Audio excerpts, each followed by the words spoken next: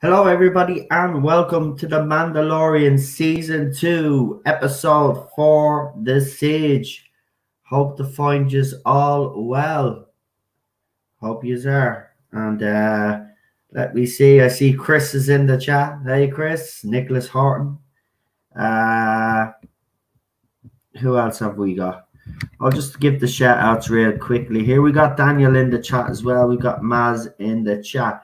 Let's see, as the names come in now, I will give you a shout out as I see them. Hopefully, we might have a special guest joining us, and I will have some channel announcements to make as well. We got PD Rich, Problem Being, and Kip Ellis in the chat. I haven't sent any links out yet. I will, don't worry about it. Actually, I'll make it easier for you all because some of you that are on the panel tonight are already in the chat. So I'll just do this while I'm talking away. You can pop in. So the people that are doing the Mandalorian, pop in there. It's in the link is in the chat there for you. Hold on now.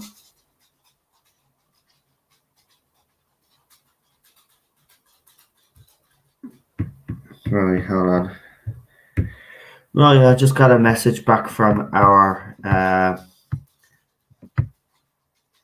special guest. They might be running late. There mightn't be they will pop in and out as the weeks go. So if they don't turn up this week, I'm pretty sure they will pop up again at some stage. I'll just send them the email anyway.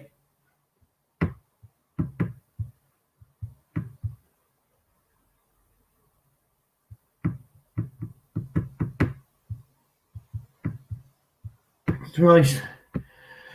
So we've already got our first guest. So who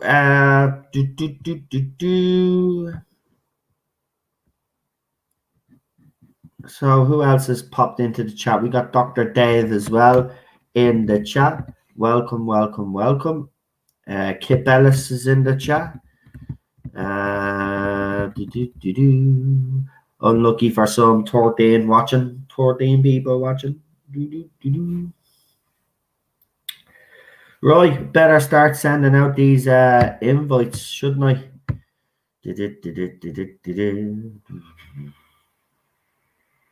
I actually enjoyed this episode. Have to be honest with you. I know people have a lot of problems with it, but I thought it was a fun episode.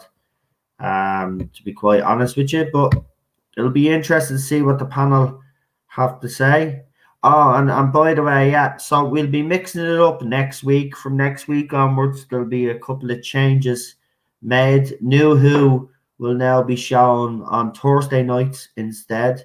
I'll be doing a new show on Sunday. Haven't quite figured out, bounced a couple of names and stuff like that, but I still haven't come up with a format yet. So Sundays will have a new show. Fridays is still the TARDIS Zone talks. So don't worry about that. That's not going anywhere. Saturday will still be Classic Who. And Wednesdays will be the Mandalorian. And then when I'm Ninja Night is due on this channel, we'll also on Wednesdays have What's the Crack. But that's every second week as we rotate. I see Disaster Area and Lindsay is in the chat. I'm sending links to people, but I don't see them in the chat, so I don't know what the story is tonight. I mean, I've been writing in all their little chats on Twitter, and nobody seems to be responding. So I don't know what's going on there.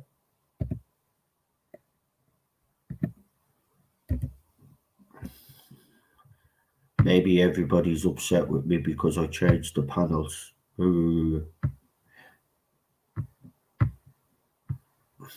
Look, there's a reason behind it, and the reason is simple. There's what started to happen over the last few weeks. I've noticed is that, and it's not anybody's fault. It's just because we have some some big personalities. Basically, I'm a big personality. Lee's a big personality. Rabbi is a big personality, and we have other big personalities. But I've noticed what happens is when we bring people onto the channel, they never get heard because there's big personalities. So what I've done is I've split us all up into different panels, and whatever panel they choose is the panel that they stay on, and that's it. There's no, you won't see the same person except me co-host, obviously the guy that has helped this channel, which will be Lee. Lee will be the one constant on this channel because he's helped me a lot, and I owe that guy a lot. And he'll be when the new show features on Sunday. He will be hopefully, if he wants to take it, he's going to be me co-host. We just have to come up with a bit of a format, but yeah, I want us to do something big on a Sunday because you know, the new Who watch along is grand, but it's over pretty quick on Sundays, and I'd rather be doing something with Lee that's gonna you know, so you can all enjoy and watch. So I haven't actually even discussed this with Lee, so I'm only breaking it to him now. He's gonna kill me. We got Disaster Area, Nicholas Horton, Dr. Dave, Chris Persia is also in the chat, the number one wrench. And hello, wrenches, nice to have you here, or zoners, as most of you call you yourselves nowadays. I'm just rambling away here because I'm hoping that the guests that I've sent links to pop on. I don't see anybody that remember anybody that does do the Mandalorian with us. I don't know what's going on. Ninja Night has gone very quiet. It must be busy. I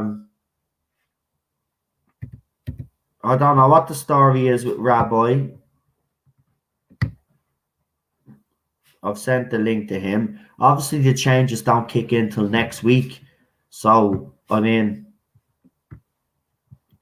I don't know. Unless I think, I don't know. Maybe they're doing what I did. I took a couple of days off. Maybe some people are taking a couple of days. But I've noticed it's been very quiet. I don't know what it is. Did I miss something? Or something went on? There's Clobbering Times.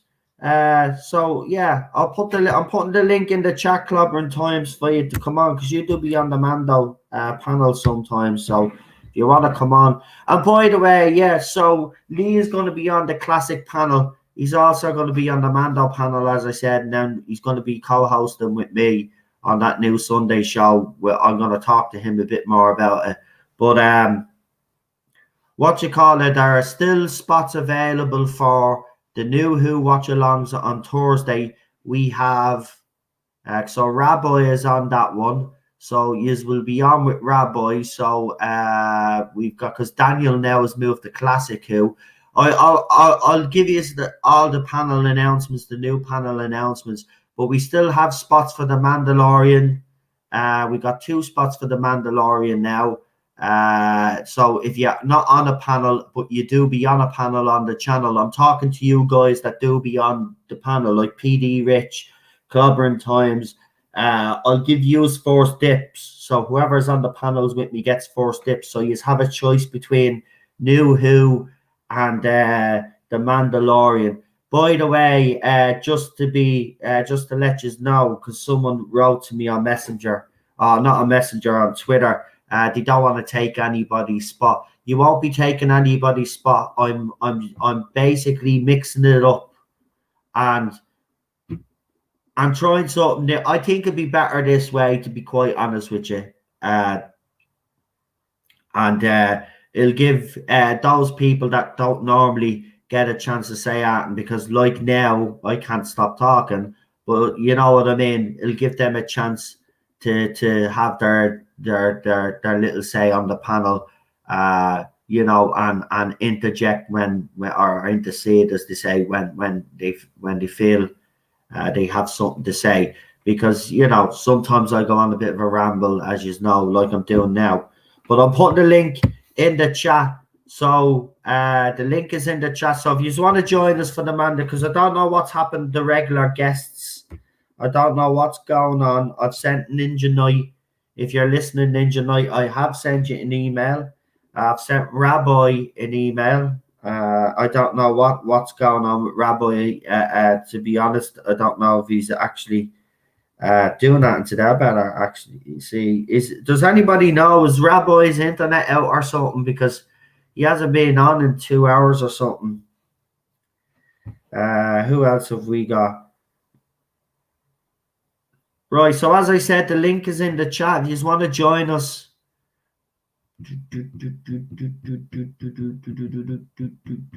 Right, well, we might as well bring on Lee because he's been waiting a while now before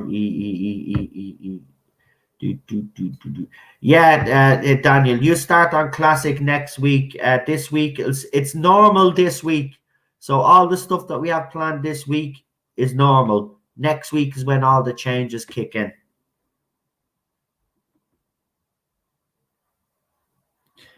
So I've got someone that's saying to me that they will come over to New Who. Okay, that's fantastic. Hey, I'm still working, so can't jump on all. All right, help. Oh, right, we've got 2 people waiting, so we'll go with hold on, just seeing something there. Okay, so problem being is here. Hello. How are you? I'm good. How are you? I'm not too bad. Again, the link is in the chat if anybody is a Mandalorian fan and want to come on. Do you know what the story is with Rabbi? We normally have Rabbi on for this. I don't. I sent him a message on Discord, but he hasn't answered yet, so I don't know. Don't know anything. I don't know what the story is with Ninja Knight either. I know that there was a number of people who weren't able to make the video vault this week, so I don't know. I don't know. Maybe there's like a, I don't know. Something's going on. Well, just so everybody knows, though, I actually had a word with Rabbi and told him I'm knocking the video vault on the head because I'm literally streaming 3 times on a Wednesday. I've got the Mandalorian review on my own channel, then every second week, but it's every week because I rotate on my channel and Ninja Knight's channel, and then I'm on Rabbi's stream as well. So there was like literally 3 streams in one day. So what I've done is I've told that I'll do the quiz still because I'm enjoying that. So we'll continue the quiz if he's up for that. But I'm gonna knock the all film vault on the head now. Because you know, as I said, it's getting a bit. I think I don't know what it is. I'm getting a bit tired as well. I'm feeling it. I think there's a lot of people just feeling a bit, overwhelmed, so to speak. Yeah. There's just too much going on. Like you know, I mean, it's oh man, do you know what? I just it's a shame because it was good. I have to be honest. I preferred it at the start when we did it at the start. When we did all those weird movies. Yeah. It was good. Not to say it wasn't good all the way through, it was, but when you do the mainstream movies, kind of everybody knows what you're talking about, whereas you're talking about these obscure movies, then people are kind of are inquisitive, want to know what's going on. So PD Rich is So PD Rich is on Classic this week, but he's transferring to New Who next week. So on New Who, it's PD Rich and Rabbi so far. On Classic Who, the panel is Lee, Charlotte, Daniel, and Real Super Doctor. The Mandalorian, we've got Lee, myself, Ninja Knight is supposed to be on, and I reckon that'll still continue. I don't know what's happened today. Today's a weird day actually because Diego Maradona also died, and I know he's a huge football fan, so he's probably feeling like me, even though he was Argentinian. He's probably one of the greatest footballers that ever lived. So, well, definitely one of the greatest handballers who ever lived. Yeah, but that second goal he tore you apart, so it doesn't matter. In the fourth place, he still got the better of you anyway. I still don't care. No, you don't. The use English keep going on about the hand of God. It's unbelievable. I don't. I know you don't, because you don't give a shit. I need to make bad times. So yeah, there's still a couple of spots open for New Who and the Mandalorian panel. Now, ideally, I'd like you to give it to the people that have already been on panels. So that's the whole point. So if you've been on panels with me before, you're more than welcome to come on those panels, and then we'll see how they go. We'll give it a couple of weeks. We'll wait until they settle down, see how they go, see if we need to add anybody to the panels. Then if there's any another spot, then we'll let you know. Simple as that. But every Friday you still get your opportunity to come on anyway, it's just getting a bit messy the other way, because half of the time I can't remember who I've sent invites to, and then when they come, you invited me on, and by the time I know there's about 10 people on the fucking panel, so and nobody gets a chance to come in. Right, we just lost Matt Jones there, but hopefully we'll get him back. We got Clobbering Times joining us tonight. Hey, can you hear me? Hey. I can hear you perfect. Mate. All right. Hello, Lee. No. Hello, my man. Great to see you, my good friends. Nice to see you. Now I've been running all over the place. This is the day before Thanksgiving, very busy, but I don't exactly know what's going on, so I'm completely in the dark what the deal is. I have seen The Mandalorian already, so I'm here to talk about that. I assume that's what we're doing, or?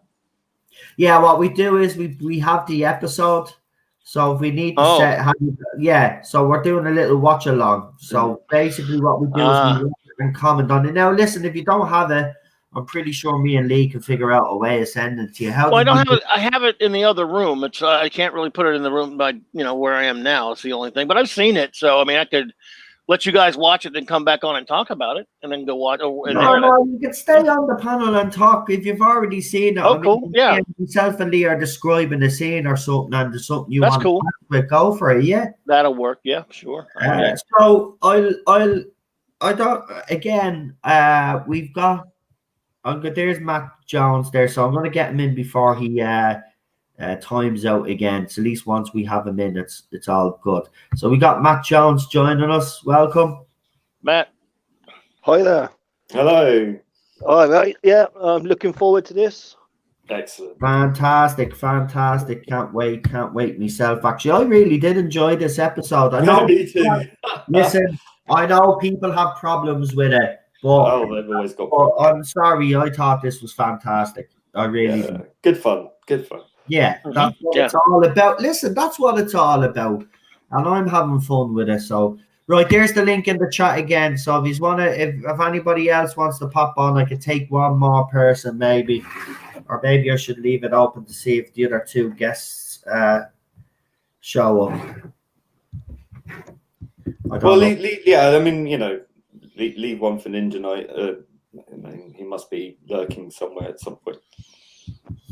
Yeah, well, we're going to be talking for a few more minutes anyway. So, is there anything? While everybody's getting their copy ready, is there anything anybody wants to talk about the episode in general?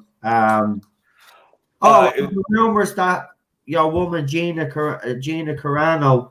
Apparently, now I don't know if this is true, but apparently she's going to be let go. No. I hope not. I might be able to get the episode. I'm gonna go get my episode, and I'll be right back. No problem. Yeah, if that's true, have reported on it that that she might be leaving the show. Yeah. That's no, not having that. It's the Gina Carano show. No chance. Well, it's because of the other side complaining about the stuff that she puts out. Well, I want to complain about them complaining. Where do I go? Disney Plus, I don't know at this stage. I don't know. Listen, if she goes, she's one of my favorite characters in She is season mine one. too. We haven't seen her enough in season 2, in my opinion. But Definitely. if they get rid of her and keep your man Pedro, I'll be gutted, to be honest. Yeah, Because that's going to change my feeling towards this show, Yeah. and it's unfortunate because, as you know, as we all know, that we've been enjoying it a lot. But I think that level of backstabbing, brutality, if that happens, I don't think that's a taste in the mouth that I can easily get rid of, and that will maybe prevent me from bothering to watch it again. Because if I feel that they've kowtowed to these lunatics on Twitter, then for me that's as bad as anything sort of like we've had Doctor Who. It's going to affect my enjoyment of the show, and I don't think I can watch it from that point on. I really don't, because why would I want to support that if that's the case? I don't. I mean, it's already soured by the nonsense of Pedro Pascal. But if they really go to that lengths where they're going to actually drop Gina Carano from the show, then they can all go to hell, as far as I'm concerned. Show or no show, great or no great. No, I mean that's it for me. I'll be out. I'll be done, because I'm not supporting that out on principle.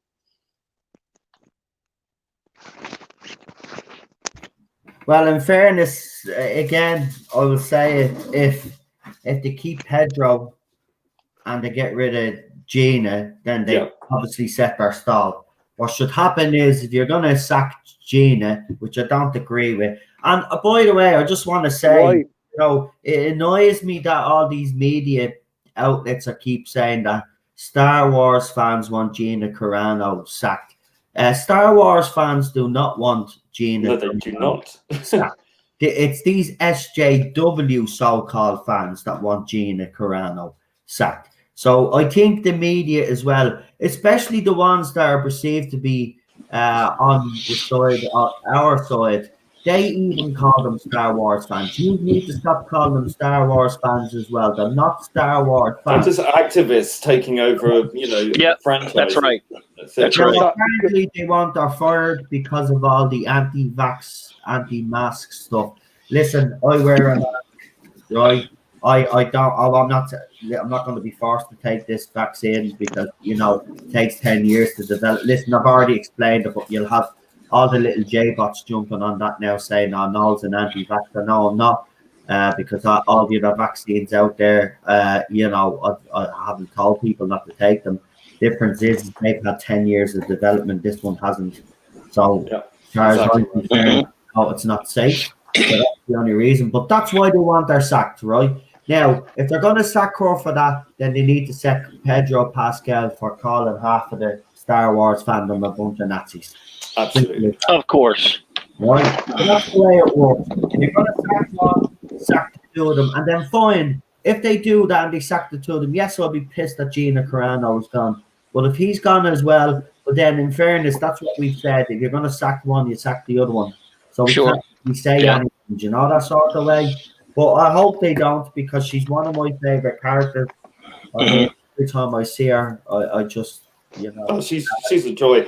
And I would rather no one got sacked and people just grew a pair and just fucking got over it and just moved on and made some good TV. I do agree. If Pedro came out and apologized, and if Gina had to apologize, I don't agree with it.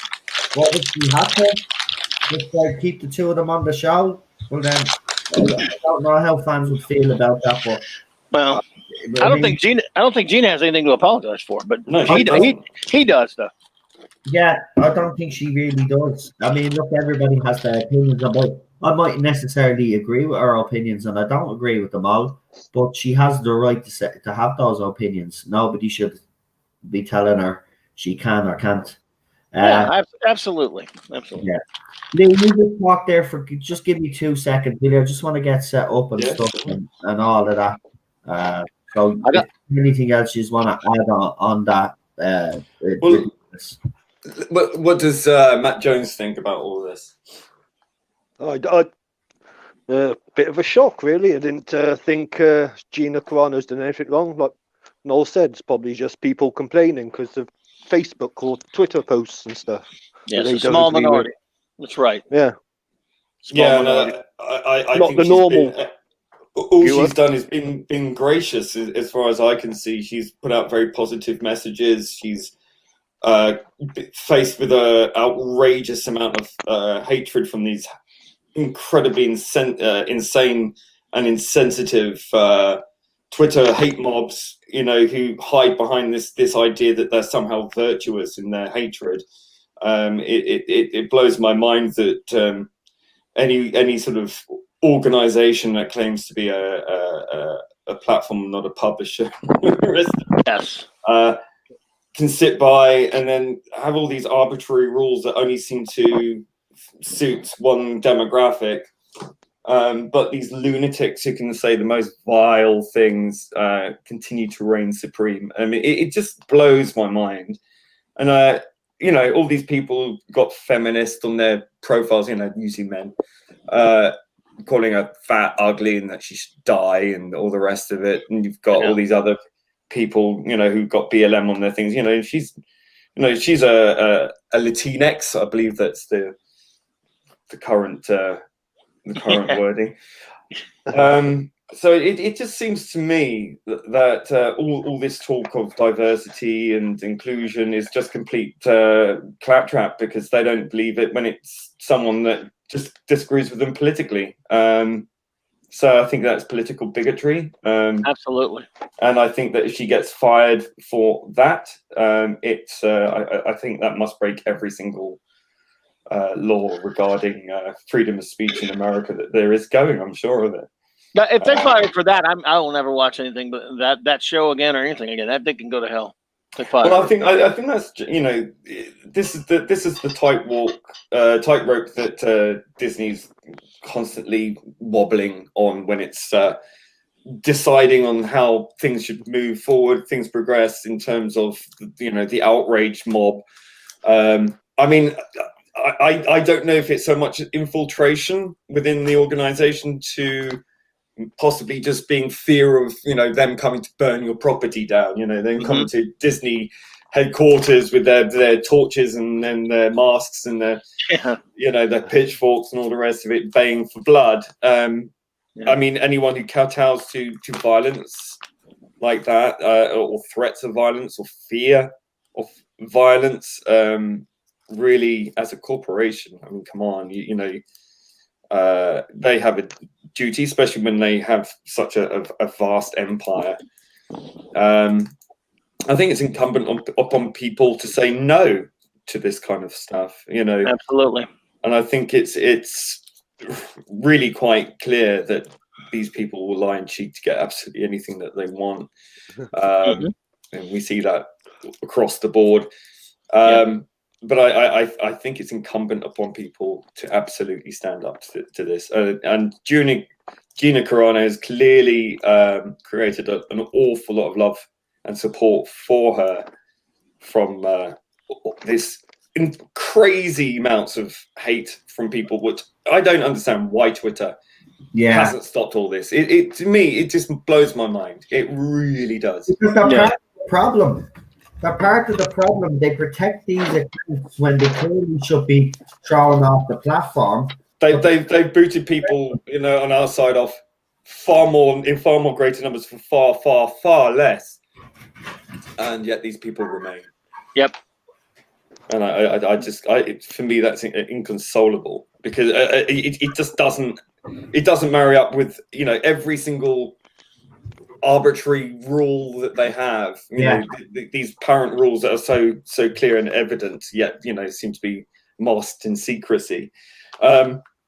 They never seem to apply that to some of the worst people I've ever seen who accuse who are clearly engaged in this kind of behavior. It's the sanctimonious aspect to it that annoys me more, because they think they're being morally just and superior to everyone, and that their cause is just, and that they're combating hatred by using hatred. It's just any excuse for a lynching, and these people are obsessed with and addicted to public lynchings. They are power mad. It's got nothing to do with justice, social or otherwise. It's to do with their ego. It's to do with their feelings. It's to do with their addiction to moralizing sanctimony and lynching people online. They are addicted to it, and we must absolutely defend Gina Carano. We must absolutely stand by her and fend for her, and to bat these gnats off like the annoyance that they are, and say no. I think it's incumbent upon people, especially if you have subscribed to Disney Plus, to send them a strong message to say, we will not tolerate you firing this woman if that is indeed the case, over such ridiculous, ludicrous charges based upon the court of public opinion, which is Twitter, which is not the majority of people. When are they going to understand? What's the percentage of America that's on Twitter? It's tiny, like 0.001% or something like that. It's small. And to think that these people who use things like "you should die," "you're fat," "you're ugly," "you bitch," "you this," "you that," seriously, you're going to kowtow to those people on Twitter who treat a woman like that online, and then claim to be the moral ones? And you're going to listen to them, these people who probably don't even buy any of the Mandalorian stuff. They're not interested. They probably don't even watch the show. They just jumped on the bandwagon and decided, oh, we don't like her because she said something, made a joke out of pronouns. Like, listen, 99% of people on this planet make jokes out of that. That's just the way it is. Okay, you can't force people to adopt a new language because you say so. It's a social contract. It's a social contract, and you need the agreement of everybody, because you're expecting 99.9% of the population on this planet to adopt this without any conference or any discussion. And I think that's wrong. I think you don't win friends that way. You certainly don't win empathy or sympathy with your cause if you do something like that. If you're using threats of violence and outing people or doxing people or getting people fired, is not a good optic for your cause. So if you're going to do that because she made a joke out of something like that, I just think it's I just think you're giving in to bullies, and I don't care what side of the argument you're on. If you're using threats of violence and getting people sacked to win your argument, you're probably not the good guys. Simple as that. Exactly. Everybody get our copies ready. I'm about to get mine ready and then switch over. Right after I just fast forwarded right past the recap. Why is this light not working? Right, yeah. Could someone do right? Listen, I don't want my chat. Whatever personal issues you have with someone on Facebook or on Twitter or whatever platform it happens to be, please do not bring it into my chat. It's none of my business, and it's not my chat's business. That's between you and the person or the people that you're involved with. It's nothing to do with anybody in the chat. So if you could keep your personal issues with whatever the issues are with that person out of me chat, I'd appreciate that. Thank you very much. Because remember, there's both sides. There's two sides to a story, and it's not fair if one person is getting to say their side, but nobody's getting to say their other side. So keep personal issues out of the chat, please. I'm not going to have people fighting in the chat. That's ridiculous, man. I'm already dealing with enough as it is. I don't need this as well on top of it. Right. I'm getting me copy ready anyway. I don't know.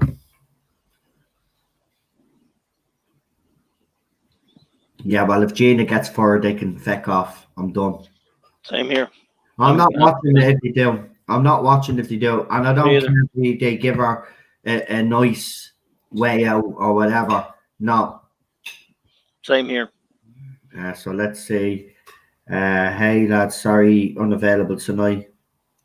I'm not near me. Laptop going to be dark in a few days and weeks. Moving premise. All right. So Ninja Knight is moving. So he won't be available. So, okay. We lost R2. We lost Matt. I'll get him back now in a second. Just give us a second. I'm going in to get this this copy of the Mando.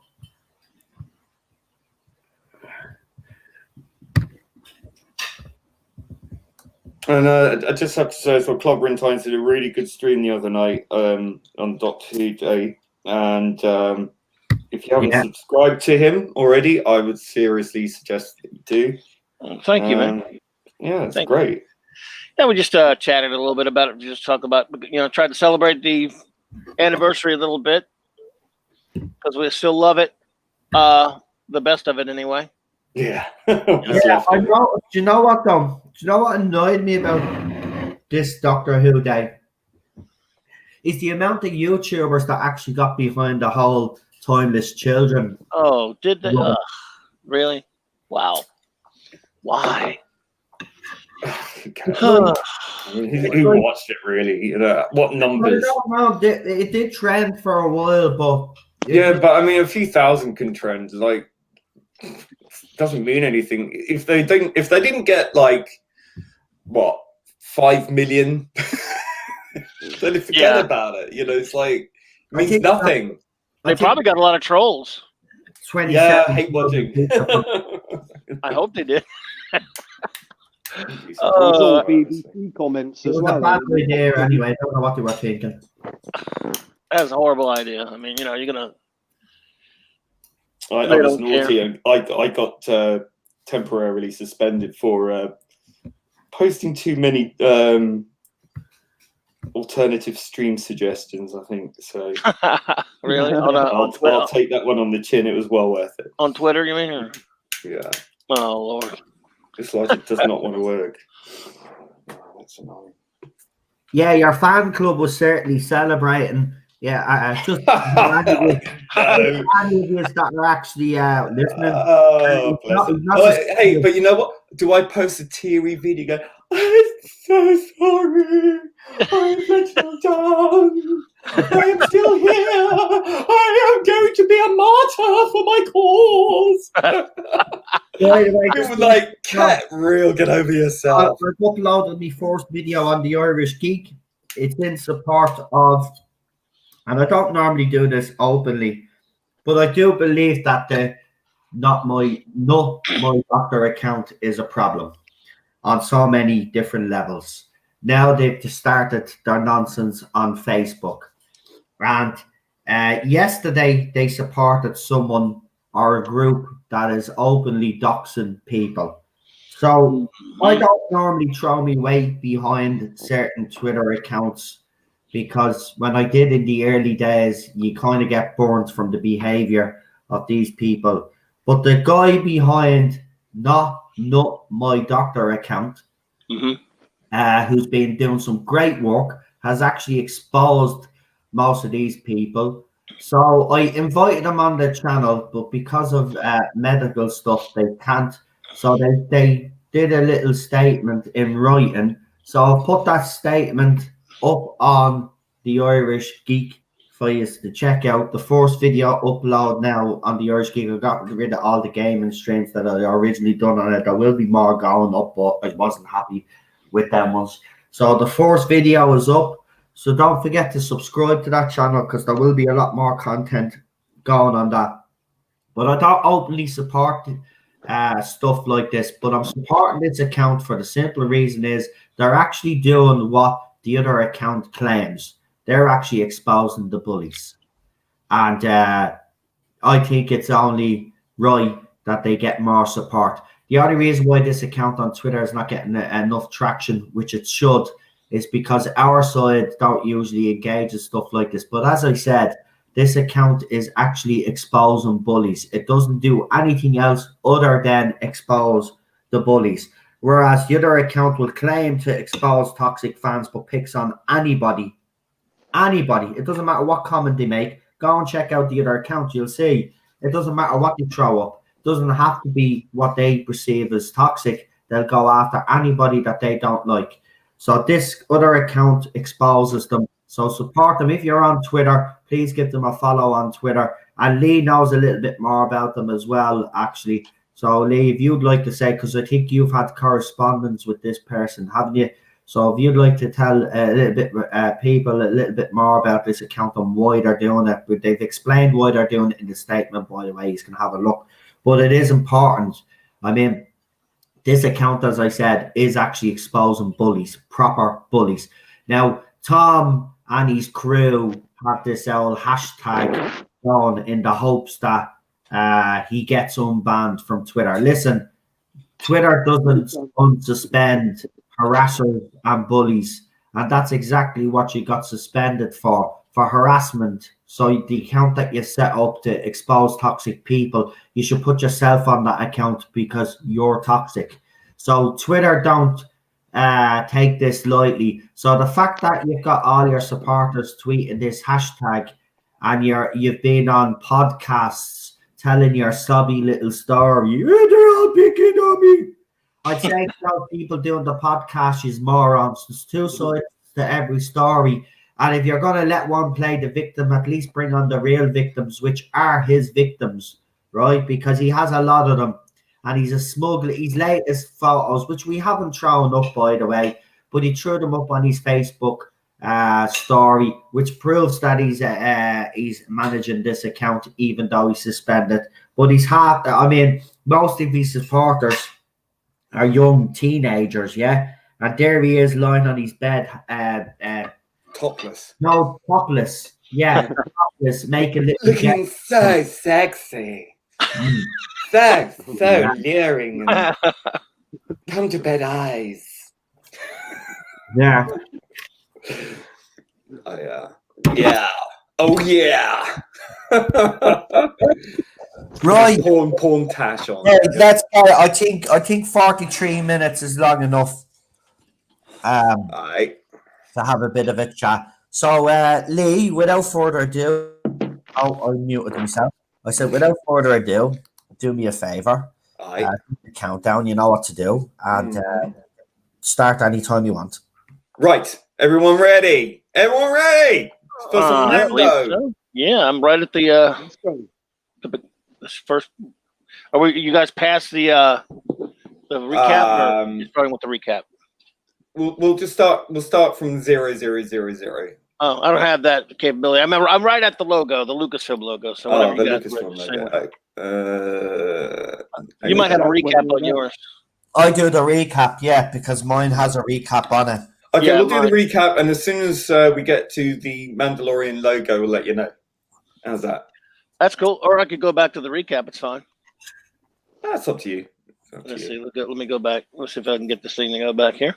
Yeah, I can go back to the recap. I'm at the disgusting Disney logo, now at the beginning of the recap with blue guy. That's it. Right, blue guy. Say when you're ready. Okay, then. Countdown begins. 5, 4, 3, 2, 1. Blue guy away. Blue guy away.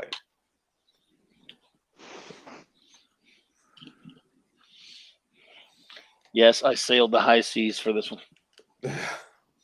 Every week. Yeah, me too. Previously.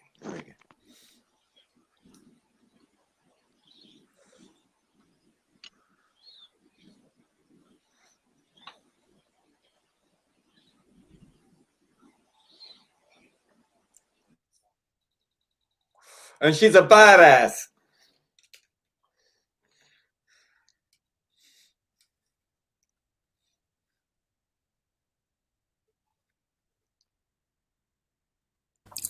Isn't it funny? The other side talk about how they want strong women, but when a strong woman actually comes along, she's the wrong sort Yeah, a of strong strong woman who woman. says no to them, and Yeah, she stands up to literally hundreds of these people telling I her know. how ugly she is and how she should die, and she stands up to them every day with pure grace and dignity, Yeah, and they lose their fucking minds. And I think that it really does show the landslide of hypocrisy that falls on their Yes. side, quite honestly.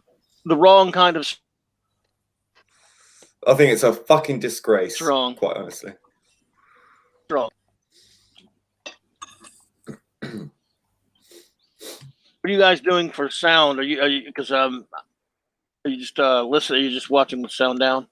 I've got it listening through my headphones. It's all good. I can't hear anyone else leaking. Oh, okay. I got mine down because I didn't want everybody to hear it. So that's fine. I've already seen it. So. I've got All two right. separate earphones in, one for the stream, one for the. Oh, should have thought of that. Oh, this scene is just like bad father routine. Yeah, play with the dangerous wires there, baby. come on. In fairness, Baby Yoda is bloody deadly in this episode. I know, right?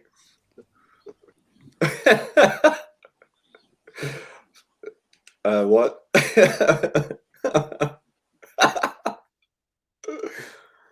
Oh.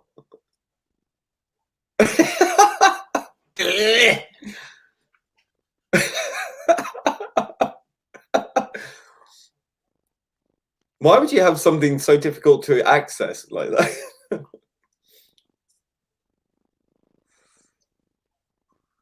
Oh.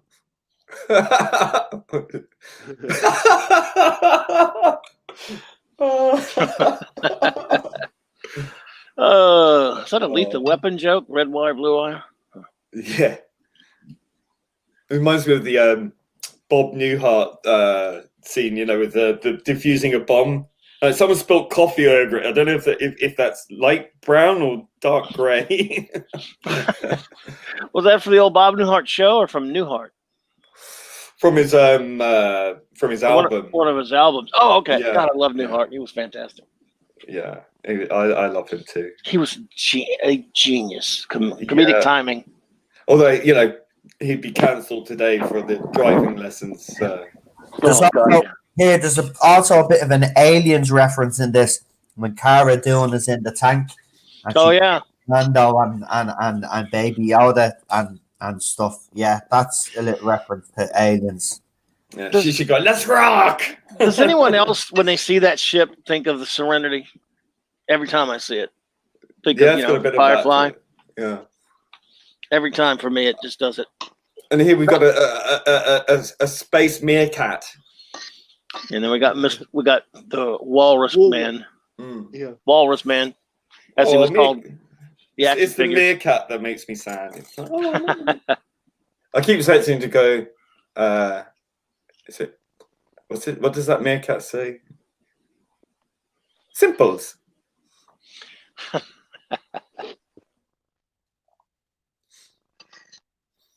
I love this scene. This is brilliant. Boof! Badass.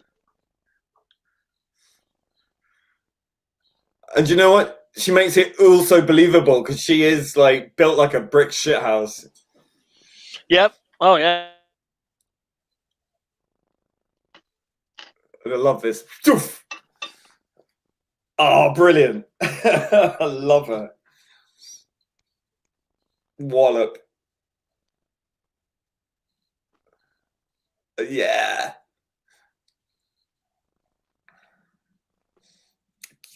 She's so cool. Wallop.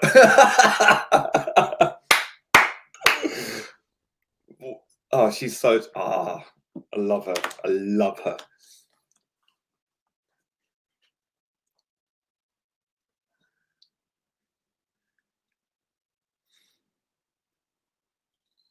Oh.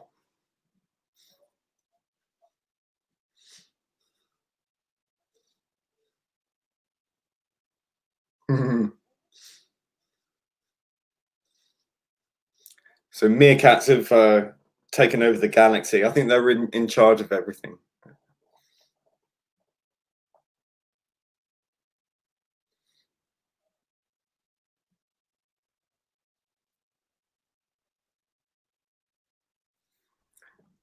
So it looks like they got a real meerkat as well as a CGI one. I don't know.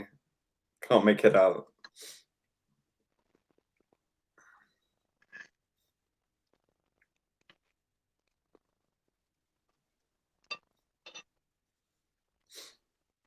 The Siege.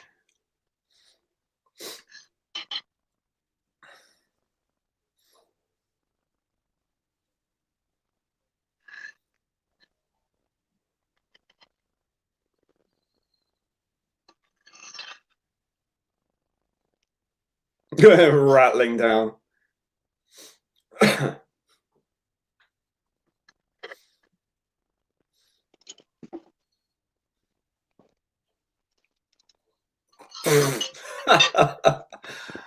Oh dear.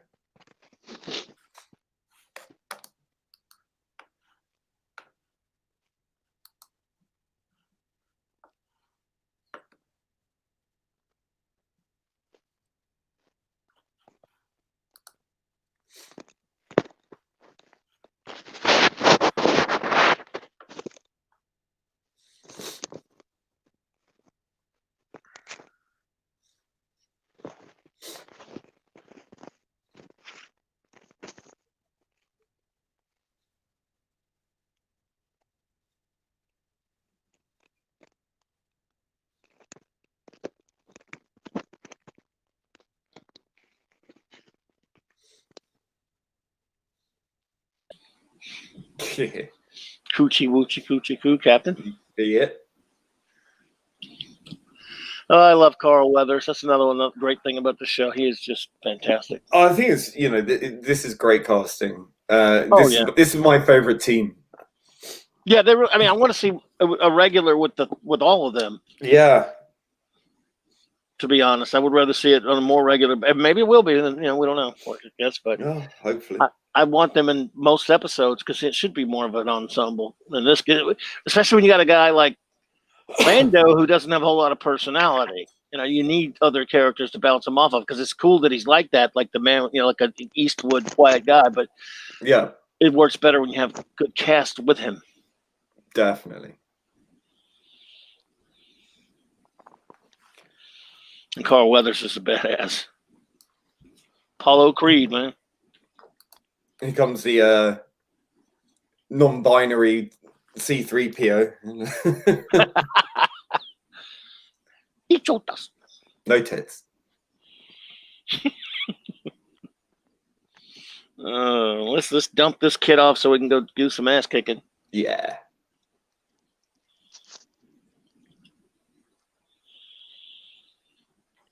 Well, this show's racist. It's only humans, no alien. Right? They're all humanoids. What the hell's with that? Speciesist. Yeah, speciesist. I don't see one prosthetic. No We're aliens. talking about it like. Where are the Rhodians? Or it might be one at the front. I would have thought maybe. Who loves the fact that Baby Yoda is in school? Yes. Yeah, brilliant. I want that. I want the child. Those macaroons or whatever? Yeah, right. Space macaroons. Space macaroon. Yeah. Again, you have the SJWs.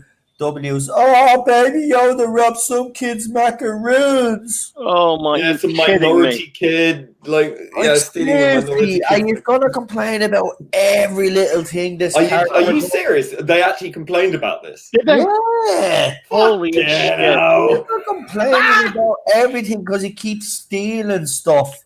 Oh my god! That kid who played that part right there, so thrilled he got to be in something Star Wars and with Baby Yoda. Good lord, he's bouncing off the walls, loving it. Well, that's ruined it. Took the fun out of everything. I'm kind of glad though they gave Baby Yoda a little bit more to do because I was starting to get a bit worried that this child's just going to be a bit of a gimmick. But I have to be honest, had a good part in this episode. I love the child's face when he realizes, look at the baby. Look at that. I don't know how they do it, but that second animatronic is so amazing. cute. So good. It is, again, like many have said, and I said it from the outset, the Lone Wolf and Cub aspect of it is an intriguing thing for those familiar with Lone Wolf and Cub. I tell you what. Those who know Lone Wolf and Cub, this is very kind of taken from that in a good way. Right. And I love the blue guy there, just like, just like pissing Yeah, himself. yeah. Yeah. He's that comic relief boy you got to have sometimes. Yeah, he is an interesting little character, but I think his lines kind of fall a bit flat in this. Like, Yeah, he's Villa, though, kind of. They're going for a Villa thing there. yeah, A little bit. yeah, that's true. So, Matt, how are you liking the episode? I really enjoyed it so far. Acting is good. Carl Weathers, yeah. You can't beat a bit of Carl Weathers. He's And Ninja Knight says, "Hey everyone, apologies, I can't make it tonight. Not near the laptop, and the dojo castle is under construction." Oh, Welcome. hail Ninja Knight. Good to see you, bud. Don't worry, pal. We'll have you back next week anyway. So Ninja Knight can tell us what he thinks about this episode. Actually, yeah, if you want to tell us real quickly in the chat, if you want to give your rating, because you've probably watched it now, give your rating and tell us if you think it's gone the direction you thought it's going in, or are you still hoping that they don't. Yeah, I have to be honest, it does look like they're going in the direction that you said, but I have to be honest, this week's episode was fun. I don't know. They might. You know, your words are justified, definitely. But with John Favreau there, I don't know. We might get something that might explain it. It mightn't be to our total satisfaction, but you never know. He might kill her off. Yeah, you mean kill? You mean kill Kara?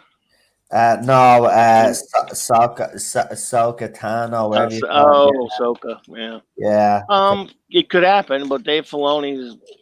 I don't know. He's right. Ninja Knight says, "Solid episode, lads. I enjoyed it. The clone tanks are interesting. Hoping we don't go near the Disney trilogy." Yeah, so do I. Yeah, this soaks whatever it is. That'll be a deal breaker for me. I don't know. It's a deal breaker for Ninja Knight as well, but. Yeah. Listen, I have to be honest. You know, hopefully, I just look. This episode was so much fun. Oh, it was. Bit of action, and again, the only reason why the SJWs are mounting is because you know the show is not pandering. It's giving us what entertainment's supposed to be. Now, obviously, if we were living in a world where they weren't pandering. The Mandalorian would probably be a solid show. It's not amazing. Let's be honest about it.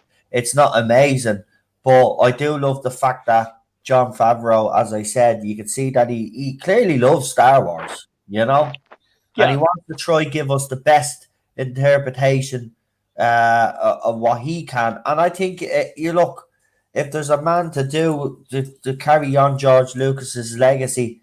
No better man in my opinion. I don't know why he hasn't been considered to take over the main franchise because he's tried to get George Lucas involved. We've seen the photographs of him on set. He's clearly listening to Lucas. Yeah, Ninja Knight is right. You know, it does look like he is listening to Filoni as well. But overall, he is the boss. And he'll decide what goes into the show and what doesn't ultimately. So, look. Well, yeah. Go ahead. No, I was going to point out one good thing about all these SJWs hating Gina Carano. We never have to worry about them shipping Kara and the Mandalorian. That's it. They won't ship her because they hate her. Yeah, exactly. Spot on, you're right. Ninja Knight said looked like a lack of Mando in this episode too, so possible that next week he does drop off and Ahsoka cares for the kid after the issues with Pascal. We shall see. I hope that doesn't happen though. But everybody has said they think that's what's going to happen. The child's going to be handed over to Ahsoka Tano, and then that's it. And Ninja Knight says, if Moff Gideon killed Ashoka, I'd be thrilled. Well, you never know. You never know. This is what I'm saying. Everybody is speculating, but I get why you're speculating because you don't want this show to go down a route. You want it to stay the course because it's doing well so far. See, this is the thing. That's the way I look at it. Star Wars fans genuinely want this to work. They really do. That's why they're hoping Yeah. it goes down one way and not down another way because they want it to succeed. And I think that's good. There are some out there that will, no matter what they put up or John Favreau does, they'll have a problem with it. I mean, look at the complaints we've had. A child eats a couple of unfertilized eggs and it's genocide, for God's sake. Yeah. Come on. Oh man, yeah. And the breastplate armor, the women. Oh yeah. Oh boy, yes. The boob armor. I've never been the biggest Ahsoka fan, really, that much. But I have no problem with them bringing her in if they do it well. I don't think anyone has a problem. This feels so much more like Star Wars now. The proper Star Wars set and Empire set. It's great. Yeah. Who could learn a lot from this? Going back to the original type story, strong characters, believable aliens. Back to basics, likable characters. Yeah. Yeah. No talking frogs or Tasmanian devil. Or bad history stories. Or Fonzie with the time bracelet thingy. Vortex manipulator.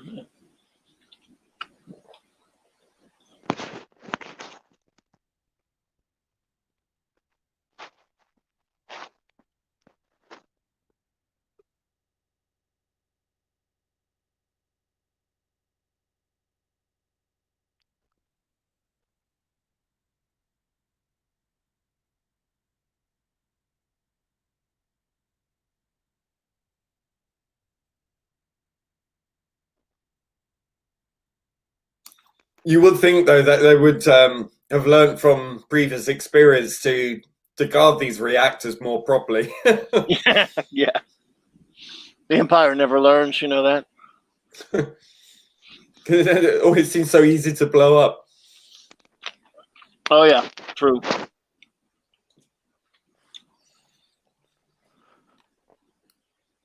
They did a damn good job with the sets and everything. It really looks good.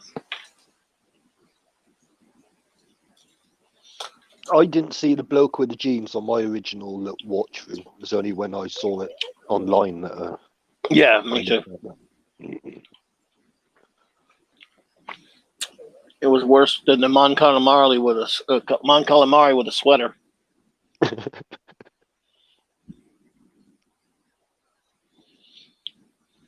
We can't shoot, but we can. So you guys are screwed. Typical Empire. Yeah. I just can't shoot. In spite of what Obi-Wan's saying about Imperial stormtroopers being so precise. So, yeah. Strangcastians, I think. What is that? Well, these are the Snokes. I hope not. Either Snokes or all those what do you call them? The Dark Troopers, isn't it? Yeah, those. Yeah, the Dark Troopers. The genetic. So we do know that. So that's what I mean. So we do know that the child's DNA is needed, right? So it's at least we know now why the child is so important and why they're chasing this child. I mean, like we knew there was something about the child, but we never kind of knew exactly what was going on with it. But at least now we're getting somewhere. But I just hope that the child ends up going. Then the story's better improved because with the child in it, it makes it it's funny when the child's in it. Shelley Terrence Kent says, I remember when Ron Howard took over Solo and he turned George Lucas because there was a lot of mess that happened on set. Yes, I was there. It was a fucking mess. It really was. Wow. Daniel Leach says, how many series do you think this will get to panel? So what do you guys think? Oh, it'll get at least 2 more, if not 1. Well, yeah, it could get to. I think this season is definitely going to do well. I think it will if if it stays on the course and doesn't go the way people want it. But at the same time, I'm thinking as well, you know, there's going to be a lot of fans. Look, this show is popular whether people like to admit it or not. And I know there are some YouTubers out there that no matter what they put out, they're always going to hate this and always have something to complain about. But I think it's more successful than Picard. Anyway, I think it's more successful than Discovery. Look at those shows; they're getting more seasons. I mean, Picard apparently is rumored to be filming in January. I suppose it depends on how financially solvent Disney is. Exactly, I think that's Yeah, that's a good this point. is financially viable and it's making them money. I think they will continue it. I'd like to see it gets. If, personally speaking, I don't know. I think you could go. This show could go on for a few years. You know, you could have a Doctor Who type of situation with this character. You know, the Mandalorian is. You know, it's handed. You know, the title is handed over. The armor is handed over once every few years. Say, you could do something like that with it. Yeah. Well, and you're in a time when they're not making a whole lot of other things to compete with it either. Not a whole lot coming out to challenge it really as well. So it might have some long legs for that reason.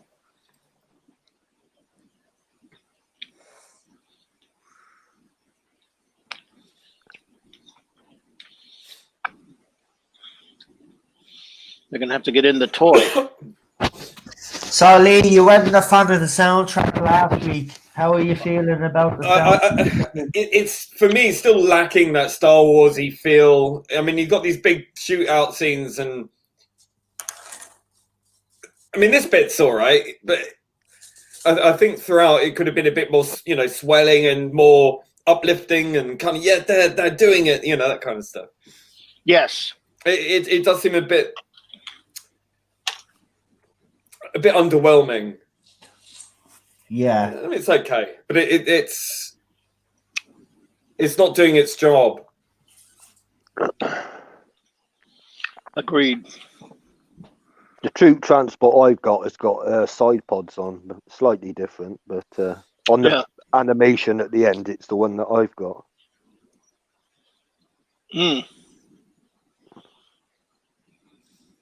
For the Power of the Force line, or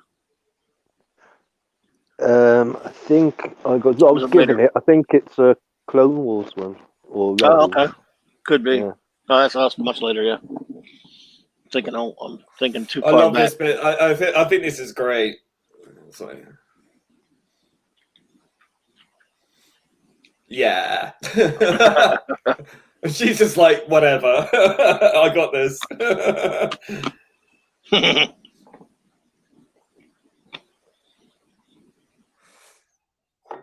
I love the speed of flattened, you know. I'm kind of hoping that this is going to go on like The Walking Dead, where it got like 10 seasons and multiple spin-offs. If Disney want to make money. Whoa. Now that's Star Wars right there, having some nice, crazy action with the machines and stuff.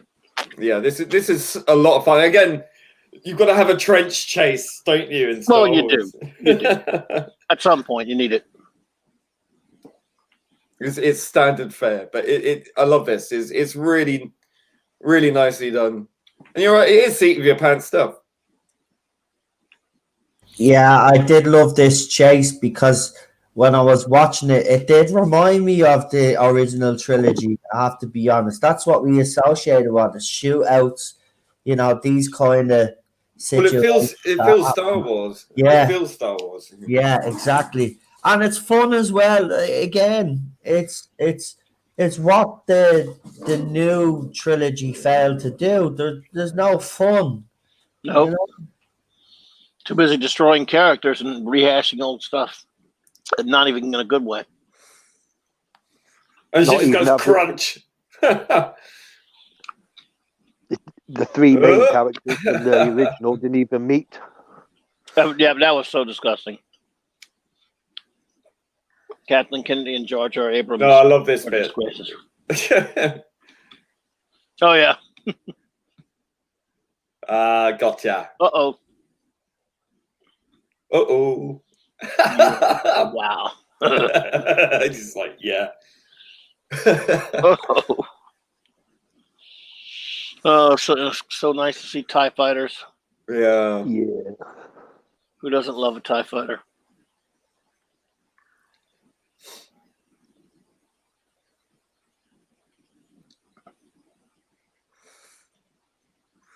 These are, of course, advanced a little bit, these TIE fighters, looks like.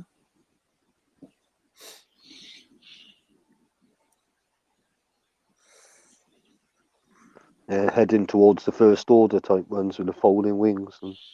Yeah, the folding wings are different.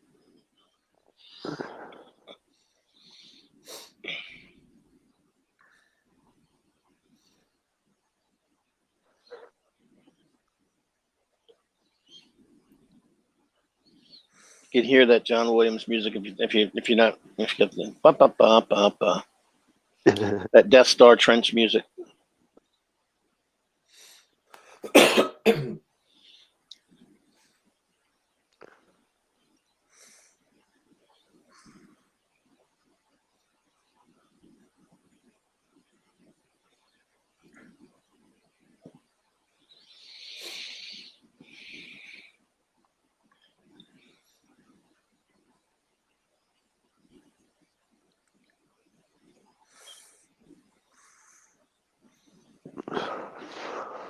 Yeah. Love it. They keep locking on and missing. What the fuck is wrong with these people? Ooh. Wallop. Nice.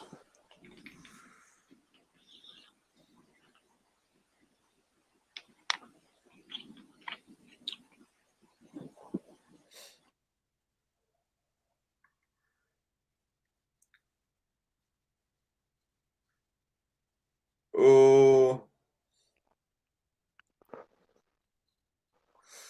Sweet. And then you bring in the music, which is really good.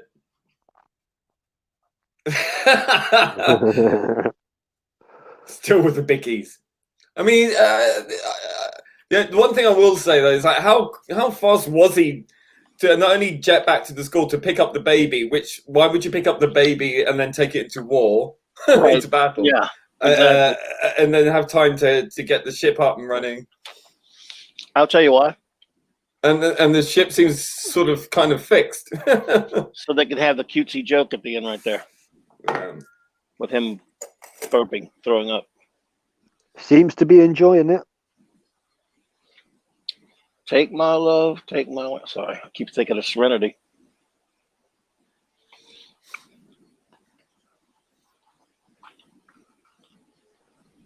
They really fixed that ship in a hurry, didn't they? That is epic, isn't it? The part when Mando blows up the ship and baby Yoda celebrates. Yeah, brilliant, love it.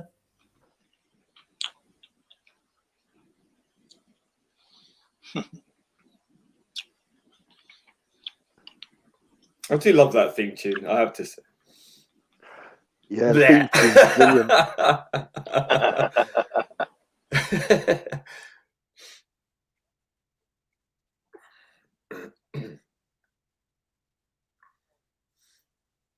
How quick were those repairs? Fucking hell. I'm telling you, they were quick with those repairs. Good Lord. Yeah.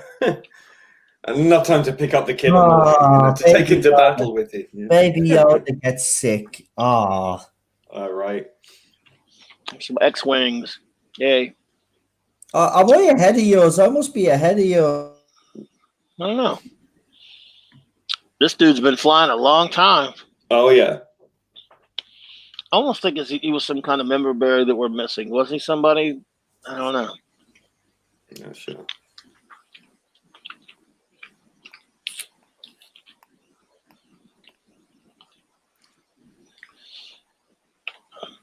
Yeah, shut up, New Republic. You're not the boss of us. Mm.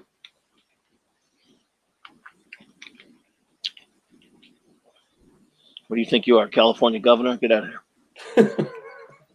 Get off my private property. Yep. We don't have lockdowns here. Get out. Yeah, I saw the video of that. That was insane. Good on him. Good on him. Yep. Oh, meerkat. Simples.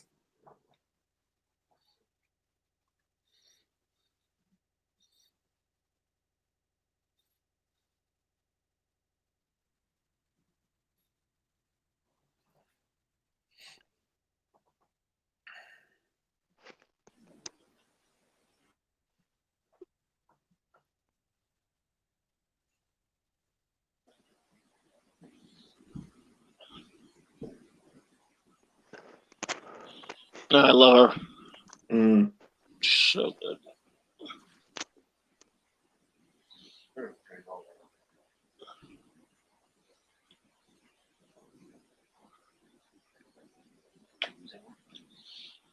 Everyone.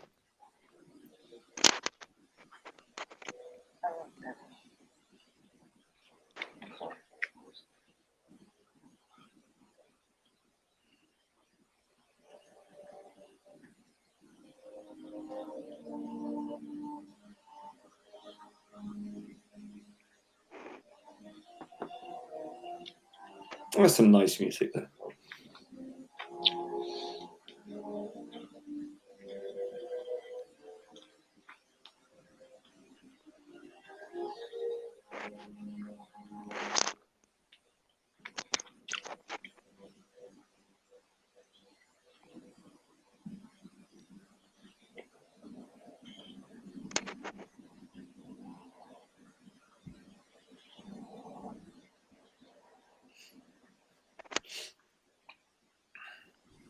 Damn it.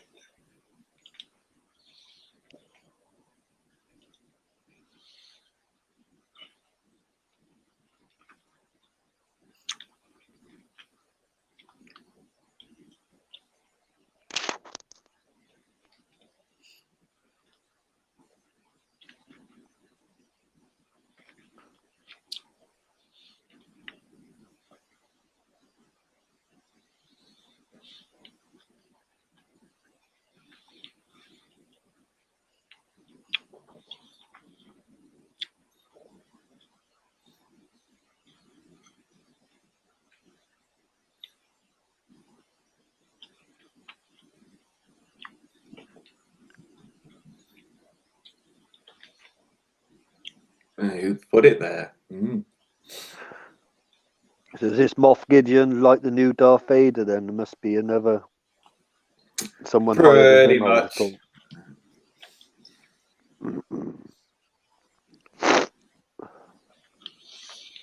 Pretty much.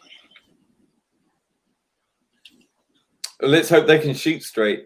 I doubt it. Yeah, right. I do love the end of credits artwork. Pictures. Yeah. Oh yeah. It's this almost a Macquarie feel to it. I know he didn't do it. I think he did, didn't he? Great episode. Loved it. A lot of fun. Loved it. Right, well, mine's over, just in case any of you are still a couple of seconds. No, I'm minus in the credits. No, just enjoying the artwork. Yeah. Me too. I love it. Right, well, for anybody that's watched it in the chat, do me a favour, get you our ratings in. We'll ask everybody on the panel what they thought of the episode and to give their ratings also. So we'll start with you, Lee. What would you rate this story this week? And if you want to give a few thoughts on the episode.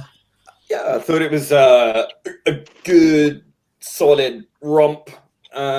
Great fun. Lots happening. Got Gina back. It's a standard fucking solid episode. So I really enjoyed that. Great chase scene. Felt like Star Wars. Again, kind of let down this week again by some of the soundtrack. There were some nice moments, but I think during the battle scene it should be much more epic. I think. Again, very easy to blow up the base as usual. You think they would have learned by now. Strange way of the Mandalorian getting back on his jetpack. I don't know why he picked up the baby to go into battle. I think he should have waited first. A great scene with the kid throwing up. I thought that was funny. But I think it was a great episode. So I'm going to give it an 8.5. Fantastic. That's absolutely brilliant. Matt? Yeah, I thought it was really good. Lots of stuff to take you back to the original. Yeah, I love all the chase scenes. Baby Yoda as cute as ever. I'm going to give it a 9. Wow. Absolutely fantastic. Clobbering times. Yes, I think this one hit on most of the things that you would want Star Wars to hit upon. It gives you a lot of fun. It moves fast. I mean, they definitely, and Carl Weathers did a pretty damn good job of directing this one. I never really knew he was doing any directing, but you got to see characters we want to see. We got to see, again, it's pretty basic stuff, as the show has always been. It's highly enjoyable, and it gave us a lot. So I would probably go about an 8 on it, I think, because obviously there's always room to do even more, but it hit on all cylinders. It's a fun Star Wars, and that's the thing. Star Wars has to be fun, exactly, and but it's no good if it's fun and you don't have fun characters and good characters, and it has that. It gives you, getting to see Cara and the Carl Weathers character. I'm sorry, I keep forgetting his name. It hits on all cylinders that way. So thoroughly enjoyable episode, in my opinion. Yeah, I think everybody, for me, I'm going to give this a 9. I think for me, everybody has kind of hit the nail on the head there with, Star Wars has to be fun. And this episode did tick a lot of boxes this week. I did like the end of it. I thought that was a nice little cliffhanger. Listen, I'm looking forward to the next few weeks. I know there's a lot of fans out there that are a little bit hesitant because they fear it's going to go in a certain direction. But we'll see. Fingers crossed. It Don't doesn't shit the bed. Let's hope they don't. Yeah, let's hope they don't ruin it. So far, I think season 1 was pretty good. I think season 2 has been pretty good. Again, Clobbering Times is right. It is basic, but I mean, at the end of the day, it's good basic. And what we've gotten for the last few years in the Star Wars fandom, let's be honest, this is a welcome relief. Listen, this show might be a slow burner for a couple of seasons, and then it might explode then. Well, I think they need to up. They just need to get confidence, And I think because they are very wary of if they put a foot wrong, that's it, it's done. So I think if things go well, if they don't shit the bed, then maybe they'll feel a bit more emboldened and carry on stepping things up a bit. I have faith in Favreau. He seems to know what he's doing, and clearly been listening, and that gives me reason to believe that that the best intentions are there, and that they are listening, and that hopefully the better voices will win out in the end. Well, go ahead, Clobbering Time. I was going to say, when I say basic, also, it's not really an insult. Star Wars is basic. Star Trek is not. At its best, Star Trek is not. But Star Wars is, and it has to be work on those. It doesn't have a lot of complications. It's not supposed to. That's what I've said. It's very, it's not saying it's easy to make it well, but there's a very simpler, I hate to use the word formula, but the formula is your key is fun, but you've got to have intriguing characters. And of course, the original trilogy had that. That's why people love those characters so much. And if you create characters that people love, you can take them through simple adventures. Star Wars is a simple but wonderful adventure story at its best. Precisely, it's not overly complicated. Like, you know, people accuse it of being overly simplistic, and it's a cartoon. It's like, well, original Star Wars was not complicated. It, you know, it wasn't deeply philosophical. It wasn't, you know, involved. It didn't have multiple different story arcs going on at the same time. It was not rocket science. You know, it was, you know, basic as it can get, but it was fun because it was just thoroughly, you know, energetic, and the characters were endlessly entertaining, and you know, you were totally on board with them, and you know, that's what you need. That's the vital thing. It's not about how complex or how simple it is. It's about how engaging it is and how interesting and fun it is. You got to have the right characters, though, even something basic. And Mando, the thing is, Mando himself would not be enough. The element of the Baby Yoda element is needed because he, again, I'm not knocking him so much as he's a kind of a one-note character right now. There's mystery that's great, but sort of like the Clint Eastwood character walking around not saying much. You've got to have other characters for him to bounce off of. Well, and I've found that the best episodes are the ones with, you know, like characters that we have in this one, you know. Yeah, what's that Clint Eastwood movie where he's with the nun, you know, and she's funny. You need that comic element. You're spot on. Two Mules for Sister Sarah. That's the one. I mean, you do need that kind of comic relief or that contrasting character, and that's what the child does bring.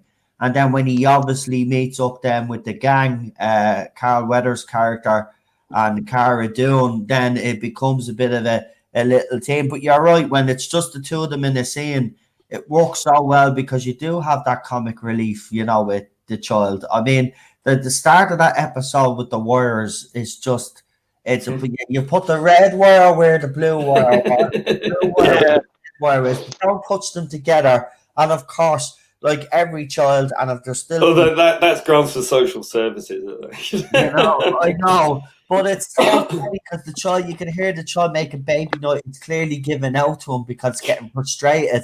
It's brilliant. Right. But you need that because Mando, let's be honest, he is a bit of a plank. I mean, there's to him right now. Which, by the way, which is fine, by the way. But you got to have characters to bounce off of, especially with the characters like that. Yeah, that's it. I mean, that's what I mean. Yeah. I was hoping for some more droids as well. Yeah, you've got a couple of planks there, but it doesn't work because the other characters are planks as well, so they all look like planks. But go ahead, Matt, you were adding something there, sorry? Yeah, I was looking forward for them to bring some more Star Wars droids into it. You know, I was just thinking that as well. Yeah. If they could get someone... Surely that guy has got a copy of the program that you program the... the Force droid. That droid in season 1 is brilliant, actually. Yeah. I would have loved to see that droid in it a bit more, to be quite honest with you, I love IG-88. Go ahead. Sorry, Matt. Yeah, bring IG-88 back, or IG-88, one of the others. The one out of Rogue One. Yeah, we need more droids. We need a good comic droid. We do. That would be nice. I did love the sheriff or the bounty hunter one. He was very good, actually. Yeah. And I do like the little droids which are woman. The repair. The ones out the prequels. Yeah, I like the three well, I can never say Stooges, whatever you fucking Jesus. Three Stooges. Yeah, that one. Yeah, that's what they remind me of. But that's what you need. You need the droids. You need those comic droids because, you know, they're part of Star Wars. Obviously, you can't bring back you-know-who because then there'd be, like, you know, there'd be problems with that. Well, I don't know if there'd be problems with that. There's no reason you couldn't find R2-D2. I mean, we don't know what he did after this, but I know they wouldn't. But we'd love to see him, wouldn't we? Oh, yeah. Yeah. Well, maybe we will. It'd be great. Yeah. You never know. Well, if Luke's going to appear in this, well, maybe. You know. But just to let you know, though, I just seen something from Clownfish TV. So apparently because it's Star Wars related. So apparently this Obi-Wan Kenobi show is gonna have a lot of to quote them, a lot of women in it. Is that going to be the female-centric Star Wars? Is it? I don't know. Probably. It's supposed to be about Obi-Wan. So, Well, like, yeah, you can't have that. It's toxic. Oh my God. There's actually an excellent blueprint for an Obi-Wan Kenobi show. I don't know if any of you have ever read the book Kenobi from 2007 that deals with his first few months on Tatooine when he brings Luke there as a baby. So good, but it's too toxic. Yeah. Because it's all about Obi-Wan Kenobi, so you can't have that. exactly. I mean, it's getting ridiculous now. I don't know. At the end of the day, we'll have to wait and see anyway. But I mean, if you're gonna ask me personally speaking, right, and this is just me, I honestly believe that the Mandalorian is probably going to be the best Star Wars that we get, believe it or not, and that's not saying much because Yeah. I just don't think, to be honest, other than Favreau, I don't think there's anybody there that can take this franchise by the scruff of the neck and actually drag it into the future. I think too much damage has been done with the sequel trilogy. It's going to take a long time for Star Wars fans to actually forgive. And that's why, look, I do give out about the ones that are given nitpicking and giving out about stuff. But I can understand that, and I want you to know, I do understand it. Trust me, I'm a Doctor Who fan. I understand it more than anybody else. But there comes a point, listen, if you were Doctor Who fans, right, you would see where I'm coming from when I say this. Yous are lucky. It's at least you have a show that's written by someone that loves Star Wars in John Favreau, and he's trying to give you something. Yous have a spin-off. We don't even have that luxury. And we're watching canon be destroyed right in front of our eyes. Sure, BBC have reinforced that, which makes me believe that maybe the rumours of Chris Chibnall, which we did speak about, there was a possibility of him staying on, and it'd be Jodie Whittaker that'd be leaving. I don't know, but them pushing this, would they be still pushing something if the showrunner was leaving? I'll have to look at this. If it was a choice between Jodie Whittaker and Chris Chibnall, I mean, obviously it would have to be Chris Chibnall that should go. I mean, just the idea that he's staying around to write any more for Jodie Whittaker. I to be fair, and and I really am against the idea of what they've done with the Doctor Tony, the Doctor female. I just don't think it's necessary. I don't think it's part of the character. I just think it's just such just a poor excuse for the politics, and it's antithetical to the character. Just and the fact it's never really been addressed is part of the problem. But I think given a decent script, maybe she deserves at least a chance to be able to shine with some proper script writing. Maybe, I don't know, but we will never know if that guy stays on. And I mean, it doesn't matter if they get the best actor in the world. I mean, I don't know. I just think it's too little, too late. Regardless, that's a sad state of affairs. Yeah, well, let's see if the Star Wars franchise can certainly continue. It certainly, I think the Mandalorian has probably come at a right time. It gives it that glimmer of hope. But if you're a Doctor Who fan right now, well, it's all doom and gloom, unfortunately. But, that's just the way it is at the moment. But we'll see what happens with this Christmas special now that they want to fly Christmas. Well, I did want a Christmas Day. I says Christmas Day. I dare them to do it because we'll see what the ratings are going to be like for Christmas Day. Now, I don't really want to get into too much Doctor Who on this because it is about the Mandalorian, but I want you to guess because it is Christmas Day now. It has to be taken into consideration. And if the time is correct, it's 5:25.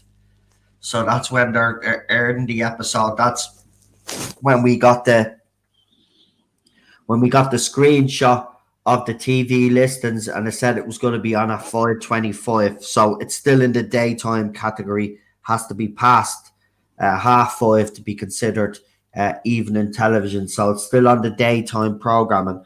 So I want to ask you, uh, considering what the time this children got, it just got over 4 million in the 28-day consolidated figures. Just under what was it, 3.2, 2.8 actually in the overnight, but then in the 7 day it bounced just over 3.2 million. I want to ask you, what do you think this year's Christmas special? It is Christmas special, obviously. Uh, what day? What? How many million viewers will watch the Christmas special? Does anybody want to take a punt and a guess? Daniel already has come up with. He thinks it'll be 2.5 million Christmas Day. Lee, Or overnight. yeah, overnight. What do you reckon? Um, Daniel saying 2.5. Possibly. I wouldn't be surprised. Maximum 3, I would guess. Right, 3 million from Lee. Matt, what do you reckon? I would say between 3.5 to 4 million. 3.5, I'll say. Okay. Continuing the downward trajectory. Okay. Clobbering Times. I'm going to say it's going to be 2 or less. Some of the 2 range. I just don't think people care anymore on Christmas. People have far better things to do. If that is, you said it's going to be on Christmas Day over there. Yeah, Christmas Day. Yeah, no, I don't think. I think they've shot themselves in the foot with that with Christmas, and yeah, I don't think anyone cares anymore. I think it's going to be the 2, maybe a little bit over that, but I could see it being under. I know it sounds crazy. The consolidated for the Timeless Children was 4.69 million. Yeah. I don't think it will, the consolidated won't come to that. I reckon it'll max out no more than 4 for the consolidated. Maybe. Well, I'd be surprised if it even got that. I'm going to say the overnights. I'm going to say 2.8 million. I think the consolidated figures then will probably push it nearer to the 4 million mark. I don't think there'll be much of a difference between the consolidated figures of this episode of The Timeless Children. I think there will be a dip, though. I think the consolidated figures will show another dip. So if the consolidated for The Timeless Children was 4.65 million, then I reckon the consolidated for this episode, you'll probably get about 4 million, 4.2. That's what I bearing in mind there's going to be a bunch of people watching this to see if the horror that transpired with the Timeless Child art will be addressed. Yeah, right. And do you know what though? They're repeating it again on New Year's, right? So it'll be interesting to see what the figures will be for that then. What will be the fallout? Because then obviously people have watched it and word of mouth. Some people won't watch a Christmas Day though. That's the thing, because they'll know it'll be on New Year's. So will those people that don't watch Christmas Day, will they watch New Year's Day after they hear what fans have to say about the actual episode, which we seen happen last year quite a lot? People watched the first episode, and then when Spyfall Part 2 came out, then a lot of fans were saying that they were going to wait and see what other people said before they decided whether they were going to watch the next episode or not. And that is sad to see, but I think that's the trend that we're going to see in this fandom for a while, if it stays under and all. I think a lot of fans are going to be waiting until they hear what other YouTubers and what other people are saying on Twitter and social media before they decide to watch it. So again, this is why, people question, well, why would you put yourself through this festive special, and why would you put yourself through Series 13? Well, I think it's important. Especially for those fans that are undecided, that they go and watch YouTubers like myself and all those other YouTubers out there. It doesn't matter what side they're on, but it's up to the people that are undecided to watch those YouTubers or listen to what they have to say and then make up their own minds if they're not willing to actually, I think, but I mean that's going to be a small number of people in comparison to the fact that the general audience, the casual viewer, the ones who don't consider themselves fans, but are people who just watch it because it's Doctor Who and it's on. They're the ones who've mostly tuned out, leaving it more to a specific fan base to sort of and are over. So I think the general audience is dead. I think they've moved on. They've gone. I don't think this will bring them back. It really does depend on what's on at the time, and bearing in mind that Rabbi's saying that it looks like it's going to be on a later time on New Year's Day at 7 rather than Christmas Day. Yeah. So I mean, it's still not even confirmed. So I mean, it really does depend what it's up against. If it is up against Emmerdale or Coronation Street, it's buried. It's a given. It's Christmas. It's a given now. It's definitely Christmas. I don't think that leaked TV guide listings thing was wrong at all. I think it's spot on for Christmas. I think this is another Chris Chibnall.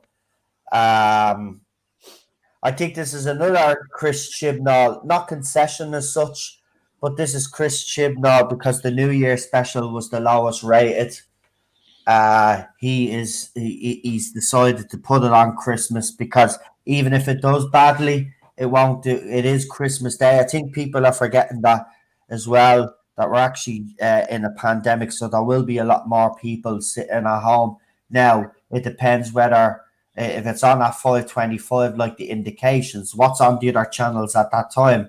If the things that aren't on that channel that good, then people might actually switch on Doctor Who. It doesn't necessarily mean that they'll watch the whole lot, but remember, we have been told that BBC, even if you watch the first 5 minutes or the first 30 seconds, they're counting that as a view.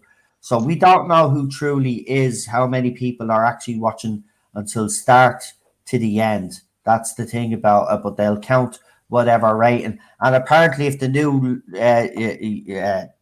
rules come in on YouTube, apparently this talks about that if you talk about something on Doctor Who, whether it's positive or negative, that'll be counted. You go onto their official channel, they'll count that view. Their streaming services, even if you go in, as I said, watch 30 seconds, they'll count that as a view. We don't know. All these streets, see, this is the thing about streaming services, though. You're never going to know the true figure of programs because these people, like CBS All Access, if we were to listen to them, Discovery's doing great, Picard is doing great. But the reality is they've been shown on terrestrial TV here on the Sci-Fi channel, and they flopped. Like E4, I think, showed Discovery. It flopped. Nobody watched. It's like 100,000 people watched or something. That's the UK. Yeah. The people. Well, you've got to bear in mind, this is what these people don't understand. There is such a thing as a silent majority, and that silent majority tend to be a tad more conservative. That's just the way it is. That's a cultural thing. That's the case in the UK, especially. It's always been relatively conservative with a small c, which they will probably class as, extremist, because they're insane. But generally, the audience tastes are very anti this woke agenda. They see it for what it is. They smell it out. They don't like it. They don't like being lectured to. People are far more sophisticated than they're given credit for. And I think the vast general casual audience are going to be put off by it anyway. They're going to remember what they saw last time. They turned off in their droves last time. I can't see them coming back.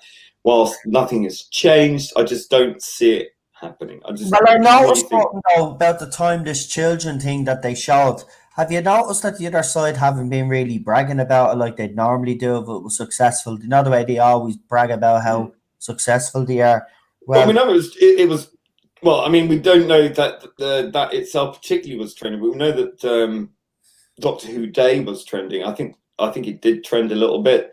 But again, on a quiet day, pretty much anything can trend if there's like just a few thousand. And again, Twitter is not it doesn't represent the true demographic of, you know, the world. It's only a small percentage of people in the world that actually have Twitter, and even half of that is going to be, you know, just these crazy people. What annoyed me was half of the big YouTube idiots that actually supported this abomination. He's have really, like, you know, he's have really, you know, pinches ourselves firmly on the side of this abomination. And and look at them. Most of them are in their mid-20s, so they grew up without. They just grew up with New Who. Not to say that they haven't went back and watched Classic Who, but New Who is their era. This is why they'll push this. To me, there is a difference between New Who and Classic fans. There always has been, and there always will be. And the two eras are we're better. The thing about it is, though, is Chibnall himself is trying to taint now our Classic Who, and these newer fans are in support of it because they do not. And I'm going to say it out. Well, they don't want us to have anything. And you won't like what I have to say, but this is a fact. He's grown up with New Who, so you don't understand the show. You only understand the show through New Who lenses, right? So even when you watched New Who, you went back and you watched Classic Who, but you were looking at it through New Who lenses. This is why you will never understand this show. I'm not saying that there's people out there that have New Who lenses, go back and watch the Classic era and don't understand it. They do. But the majority of all of yous don't get it. You really don't. You call for the destruction of canon. You support two female doctors. In my opinion, there is no justification for, by the way. There was no justification for a female doctor other than the BBC were lazy. They thought that, you know, that the show needed to be revamped. In reality, what needed to happen was they bring in a showrunner that hadn't burnt out. Moffat had clearly burnt out. You bring in a new showrunner, not Chris Chibnall, and you didn't need to bring in a female doctor. All you had to do was continue with a male doctor, bring in a younger guy, and you would have brought this show to a different level. But you went a different route and it failed. 2 seasons in and it's a failure. There's no other way around it. These YouTubers out there, this is what you're supporting failure. And when you go and you defend the ratings of this era, when you go and defend Chris Chibnall for the lack of trailers or the lack of information, when you openly support the Timeless Children on Doctor Who Day, when clearly you should have been supporting the people that made the show in the first place, which is including William Hartnell. You had Verity Lambert, you had Sidney Newman, you had obviously Delia Darvish was the one that came up with the tune with Ron Grainer. You had Waris Hussein. You had many other people behind this show, and you chose to celebrate the thing that destroys that. This is why these fans will never get it. They grew up with New Who lenses. Now, we got Daniel, who's in the chat, and I guarantee you, I haven't looked at the chat, but I guarantee he's probably piping up. Well, I grew up with the New Who, but I understand the Classic era. Yes, there are fans like you, as I said, out there, but unfortunately, there's few of you. There's only a few of you, unfortunately. The rest are all just sheep. You know, they've been indoctrinated. They've grown up, right? Listen, Russell T's era, it was even woke, right? We know that. But he did it in a way that didn't alienate the fans. He did it where everybody felt included. That's the thing. That's the difference. Everybody felt included in the RTD era. Even in Stephen Moffat's era, you felt included. But what I don't understand is, you know, they keep saying it's a show about change. It isn't. It's a show about time travel and space travel. The change element happens like once every couple of years or something like that. You get a new doctor every 3 or 4 years, whatever. So it's not a show about change. Change is part of the show, but it's not intrinsic to the show. Apart from the regeneration and the actors coming and going, that's it. That's the same as pretty much any other show as well. But I will also say that I think it's just people seem to forget that the whole woke issue is something that doesn't bring in inclusivity. It makes it exclusive. And you keep talking about it being a show of change. Well, if that's your main focus, I don't think you really truly intrinsically get the show. Exactly. You know, I think it's just an excuse. I think it drives people away. And I think that if you love this show so much, why do you want it to change so radically different? Exactly. From what it was. Exactly. It doesn't make sense. Exactly. These people, but that's the thing that annoys me about this. They claim to say that they love it. Oh, we love Classic Who as well. But we want to change it every radically. Opportunity that you get, you want Chris Chibnall to change it. I mean, you know, I just thought, look, again, I'm just going to say it out straight because I've always been out straight about it. These people are not fans. They never have been fans. They're like, as I said, they're like locusts, right? These people latch on to franchises. These big YouTubers as well, some of them, they've only latched onto the Doctor Who brand is because, you know, BBC might help them out or BBC gives them, you know, the opportunity to show trailer. Imagine, right? I'll show a trailer on this channel and I'll get a copyright strike or a copyright claim, but they could show trailers to their heart's content. See, because, you know, BBC pander to them, they pander to the BBC. And most of these, I think, are fake. I think deep down, most of these actually hate this era, but they'd rather say that they like it because they don't want to be in the firing line like me, and then they'll come out. And they get perks. Yeah, and they get perks as well. So, look, I would never sell out, right? At the end of the day, if I don't like this here, I'm going to say it. But I truly believe there are YouTubers out there that are supporting all of this deep down, don't really, but are doing it because, as Lee said, there are perks and there are advantages of being on the so-called right side of history, and that's what makes me think that they're vile. Because if you're willing to sit back and watch a show's canon be destroyed for perks and, you know, for to be, you know, bearing in mind, you know, that they look down their noses at us. You know, they can't even be bothered to contain their content. And to me, if you're going to talk about the narrative of supremacy and being supremacist, you are it, people. You are the supremacists because you think you just can condescend down to people because they disagree with you either politically or on the criticism of Chibnall and Jodie Whittaker.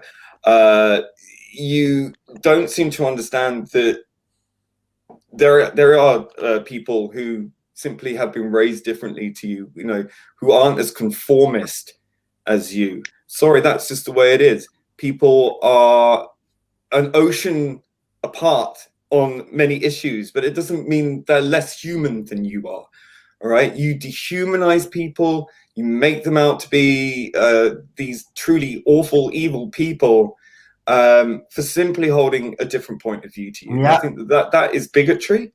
And you claim victimhood whenever we stand up for ourselves, but you're the one setting up accounts to go after people that you dictate are to be harassed in some way, who are hateful, therefore must be dealt with by using hate to take them down.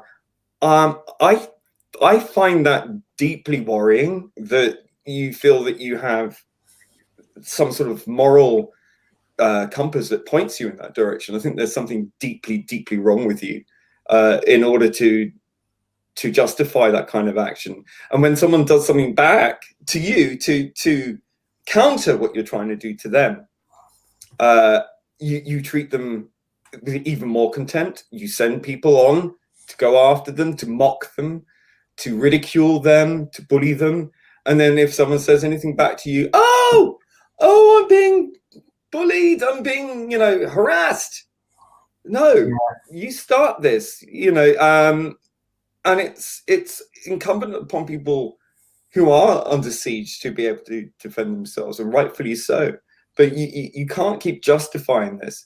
And I find that, you know, whenever it doesn't go your way, you think there's some grand arch conspiracy or something, or some kind of major injustice, but you definitely never stop once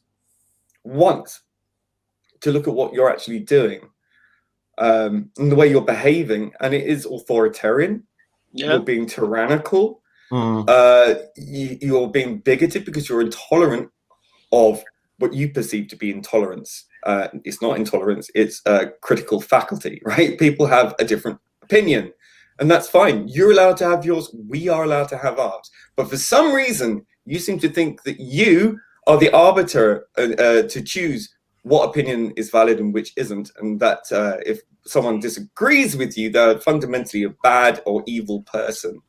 And I think that's a deeply worrying mindset to go through life with. And I would consider your future as you move forward, if you continue to operate thinking like that, you're really going to end up in a very sticky situation with career, with relationships, with all manner of things. I don't think that level of black and white mentality that is so stark and so militant, and it is militancy, is going to get you far. I think that leads to misery, and that's pretty much all I have to say. Right. By the way, just want to say thank you to everybody that has subscribed so far to my second channel. We're up to 132 subscribers on that channel already. So if you haven't subscribed to the Irish Geek PD, Rich has been thrown the link in the chat. Please do. There's going to be a lot more streams on it. It's also just in case that never happens, the first channel, which I doubt anyway, because if YouTube honestly thought that I was doing something, trust me, I would have known by now, because my channel gets reported all the time. It's actually funny the amount of notices that I get. These people don't realize you get noticed when someone reports your channel. It's fascism. I mean, what they're doing is fascism. It's you will conform, or we will take you down. But we the will thing cancel about it you. is, I don't break the Twitter rule. I don't break the rules because every time they go and they investigate, they come back and say it's all good out, because thanks to yous, I suppose, because yous are so snowflakey, that YouTube has had to put things in place, because users are very snowflakey, don't like anybody having opinions. So you have a button there for saying, because for example, Don't like what Noel's doing or saying, block, delete. Exactly. Don't listen. It's that simple. Exactly. Listen, you can't go around spending your entire life dictating what other people should listen to or not listen to. And that's the thing. You're wasting user existence. You can, like Lee is wrong there. You can, but you're wasting user existence. There's better things in life. I just think it's deeply fascistic. That's all. I will say though that certain account on Twitter now has turned his attention to two other poor souls on Twitter. Eddie is just at the posting about it. This account, right, is already suspended, his own account, right? I'll give you a laugh, right? We won't mention his name, right? But he must have went crying to certain people in the fandom, because all of a sudden there was support for him, the guy that slandered me, and some other photograph of some other YouTuber that I don't even know. I've never seen their face before, but God knows they're another snowflake. So they all were coming out, the usual suspects, oh, Noel's a bully, Noel's this, that, you're playing. Whilst bullying people. Right? Now, here's the ironic thing, right? This fella that was gaining support because he's got this hate group on Twitter, his personal account was taken down by Twitter, was suspended for harassment, right? Now, this little baby and all these supporters have this hashtag going, hoping that Twitter will unban him. Twitter's not going to unban you because you are harassing. They've actually, we've got proof. We've actually seen it, because the person that reported you shows it to the report. You're in violation of the Twitter rules and you were suspended for harassment. Okay? Bullying and harassment. Okay? So you claim to be, to expose toxic people. Maybe you should feature on your own bloody secondary YouTube account there, because you really are. Since this account, I've said this, by the way, I'm not saying the fandom was perfect. It wasn't. We had little trolls taking a pop once in a while. But since this account has been set up, it's been constant every day. This account has done nothing but made things worse in the fandom. And they think they're justified. That's the thing. Yeah. They have a religious zeal that they think that they are just and justified. But listen, the path to good, the path is always filled with good intentions, but it's not. It's the hypocrisy. He's a hypocrite. It's the sanctimony that bugs me more than anything. It's their self belief that they are doing the right thing. No, they're not. Are idiots. It's no one's got them under check. The fact is, if you need 1,700 of you to pick on one or two people at a time and go after them, persecuting them for every mortal thing they say, I've seen them. They've posted things which are pretty innocuous that someone posts, and they will ridicule that person and target that person. And these are the same people, by the way, who, when we pointed out that there was this rape-shaming troll that was in their ranks, they ignored it. Only when they started making trouble for them, when we called them out, only then did they take action. But then I requested if they could send me some screenshots so we could help with our case file. And what did he say? Oh, I'll see about it. I'll try tomorrow. I'm busy. 2 days went by, nothing happened. Then he got blocked. Same thing with me. Same thing with me. Some fans were claiming that Jodie Whittaker was being attacked and vile stuff was being said about her. Comments like wishing she was, the R word, sexually assaulted. Let's just say it's the proper way, the nicer way of putting it. And I asked him and others in the fandom, because they're all about exposing toxic fans. But I have noticed with Owl, who he won't expose his own side, but he's more than willing to try and expose people that he claims on our side are toxic. And he keeps calling us all not my doctors. I don't know how many times you have to be told this, you moron, but I'm not a not my doctor, because I'm a Doctor Who fan. Jodie Whittaker as an actress is not great, but the biggest problem I have with this show is Chris Chibnall. And by the way, I've watched 2 seasons of this crap, and I've watched the Christmas special, you moron. So no, I'm not a not my doctor. It was a hashtag that we all supported at one stage. All of us in the fandom did. But then they turned too radical. A couple of people joined up with it, and they took the hashtag and the way they do things in a completely different direction. We are not my doctors. And you see, the thing about it is, I know you say that to kind of annoy us, but I just want to make it clear a little more on the difference between me and you is that we don't go around bullying people. Yeah, they're not my doctor, and some within them do. All right, that's the difference. And listen, I've noticed as well that the slandering twat that has been slandering me and managed to get an article taken down from Diva or whatever because he was a jealous little prick has changed his whole identity now. He goes under a new name now. His YouTube channel is under a new name as well. I wonder why that is. Quite funny, really. But there you go. But again, this behavior, listen, we will be dealing with this next month because we're going to be doing a big, huge stream on a Revolution of the Whovians. So we're going to have loads of people on that stream because all of these issues will have to be addressed again because it's not going away. I mean, for example, Emma is here tonight, and because Emma supports me, she's being bullied. We've also let's just say myself and Lee have received some posts which we've never shared with you guys of people being attacked while in the chat or on the panel. Disgusting stuff. Stuff that would, and do you know what the problem? Do you know what annoys me? Right, is they all claim exposed the bullies, yeah, but in reality, they should be all exposing themselves All of them, including the ones that I had problems with last year. A particular set of ladies out there that had a problem with me. They're toxic as well. They all play the victim then when they're called out, and this is what this poor fella has done. Because his account was suspended now, he's playing the old victim.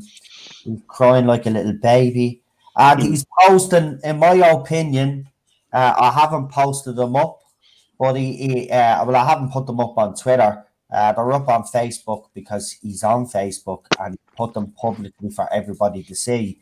But I didn't put them up on Twitter. But most of his supporters, if you look at the Not My Doctor account and his other account before it was suspended, are all under the age of 18 years of age. And there's this guy lying in his bed, topless. Now, I don't know about yours, but this guy in question, he's definitely over 18. I would say he's probably in his 20s. Now, if most of his supporters, which they are, by the way, you just have to check that account. Most of them are kids. And this guy is posting pictures of himself up. He's got a big ego with his little banners on it. And he's gloating and he's bragging. But he's topless. Sounds like grooming. He's a grown man. He is. He's a grown man. He is. Once you're over 18, you're a man. You're an adult anyway. I think people have forgotten that when some people say, "Oh, you're picking on an 18-year-old, or you're picking on this." Listen, once you turn 18, you're an adult. So if you're going to mess with the big boys, then prepare to be bitten back. That's how it works.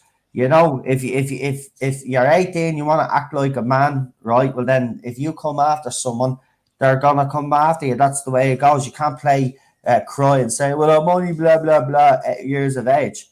Doesn't work. But this is clearly a guy that's in his 20s, and as I said, he's putting up posts where he's topless, right? And he's gloating about all the work he's done. And by the way, he's such a fucking idiot that he doesn't realize that when he's putting up these little screenshots of himself because he's so vain, because nobody really loves him. Do you know what I mean? He's got to love himself, and his little supporters give him all the love that he needs because he's not loved in real life. You can tell.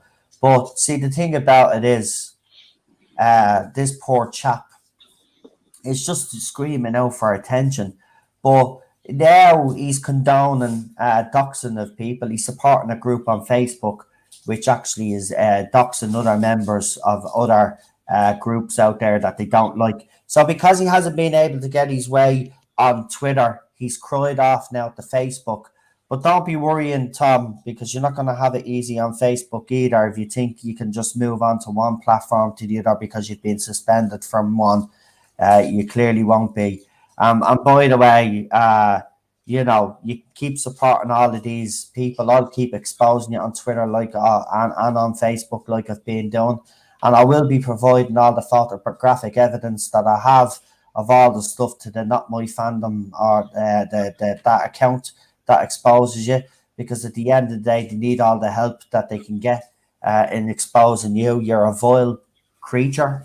And you know what his latest pictures are? I don't care. That's a grown man. Listen, if that was back in the day, because I know it's different now with the left. The left kind of tolerate this, want us to forgive paedophiles and, you know, watch movies like Cuties. That's the left for you. But you see, Tom, some of us are saying, and some of us find that behaviour actually very, it's wrong. You know, you shouldn't be doing that, especially when your support, as I said, are all under the age of 18 years of age, which we've proven, and myself and Lee single-handedly, along with that other account and a few other accounts on Twitter. Mostly support his kids. So, you know, I mean, he's going to get himself into a lot of trouble. See, the problem with Tom now is that even though he's been suspended, it's probably done his ego the world of good, you see, because it's made him feel like he's somebody. But in reality, Tom will always be a nobody. And that's why he projects. That's why he's so insecure. And that's why he's doing what he's doing along with the other people that are backing him. Because they'll never amount to anything. They'll never achieve anything in their lives. to be quite honest with you. So this is their way because they think this is some sort of an achievement to get a reaction out of me or to get a reaction out of Lee or to get one of our accounts suspended. That's that's that's progress to them. That's something worthwhile to them. That's how much their life, that's what Yeah. gives their lives meaning. So they're nobodies. They will amount to nothing. This is their level, and they know that, unfortunately. So, Tom, you can keep doing what you're doing, but I'm just letting you know now there's a mounting amount of people gathering up because, we've gotten kind of sick and tired of all your nonsense now. And you're not going to spin it either, by the way. I know you've been on Blair TV or a podcast there. Big trans advocates, and you were on there talking out your arse. You might have all of those filled, Tom, but as I said, we've got all the evidence of all the nasty stuff that you've been saying lately because you've let the masks slip a little bit. Your true colours are starting to come through now. And as for the other slanderous piece of crap, we're not done with you either, by the way. Just because I've stayed silent on the matter doesn't mean that I'm actually finished with you. You don't get away with doing what you did to me and try to damage and take down my channel without any consequences, which there will be. So, the evidence is being gathered up. We've got a lot of evidence now at this stage, but we're going to keep gathering it up because these people, they'll keep slipping up because that's what they do. That's what they're good at doing already. They keep doing it. They keep putting their foot in it. As I said, his mask is starting to slip off a little bit now, and he's starting to screw up. And it doesn't matter that I'm telling them what they're going to do. They're going to do it anyway because they're that dumb. As I said, these people are not going to amount to nothing in their lives.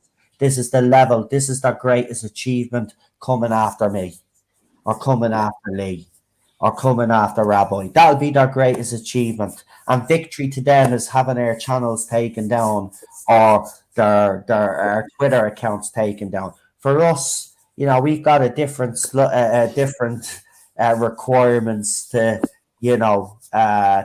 achievements in life. Ours are building a building and growing a family.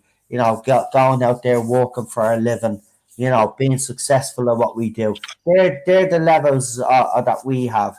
Their levels is who can we troll and the fact is basically, folks, is that I live in their heads like Lee, like Rabbi, and all the others that they attack. We live in their heads 24/7. What a sad existence they must be. And Emma apparently has said that she's reported someone to the police. So if you have, good.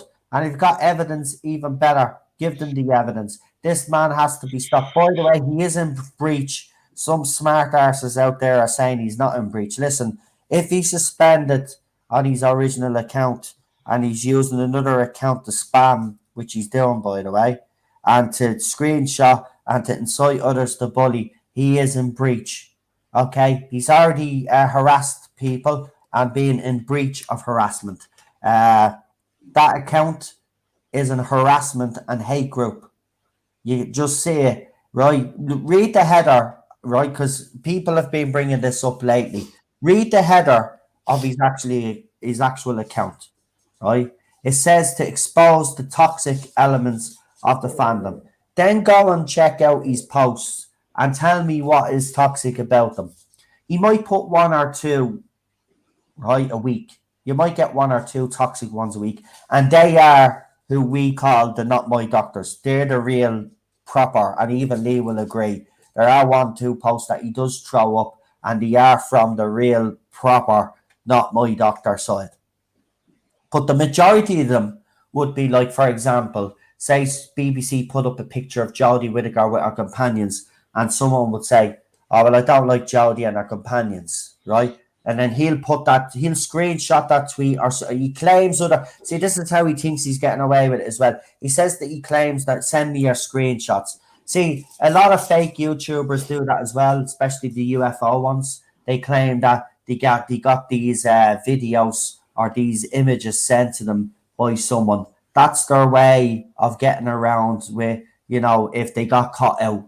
It's the same with this idiot. He thinks we're stupid. He goes around because that's how sad he is, because that's how he fills his day. He goes around searching Twitter, searching Facebook for posts he can use to put up on his little hate group. And then what happens is, and see, this is the thing the little shit doesn't understand. When he does that, then I'm getting messages off little 16-year-olds. Right? Yeah. Getting messages off little 16-year-olds on my private messenger Facebook page. Yeah.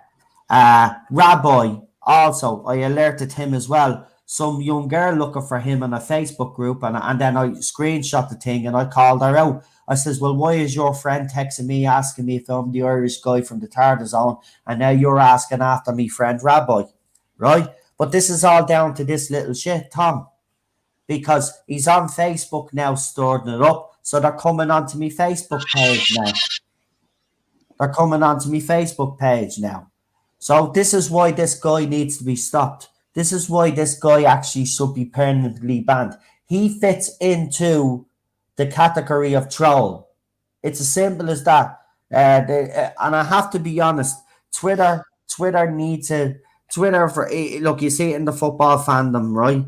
A black player will be, and I've seen it myself. So I'm not pandering here because I've seen it myself, right? It's even happened to Irish players that happen to be black as well, right? But I've seen it myself.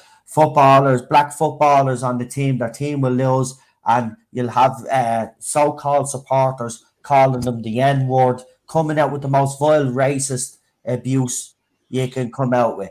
This is what this shit is doing. He doesn't realise by posting what he's posting, he's inciting others then to come and find me. And by the way, that's my personal Facebook account, right? And two people have rang me, by the way, on my private phone, right, through Messenger, right? Wow.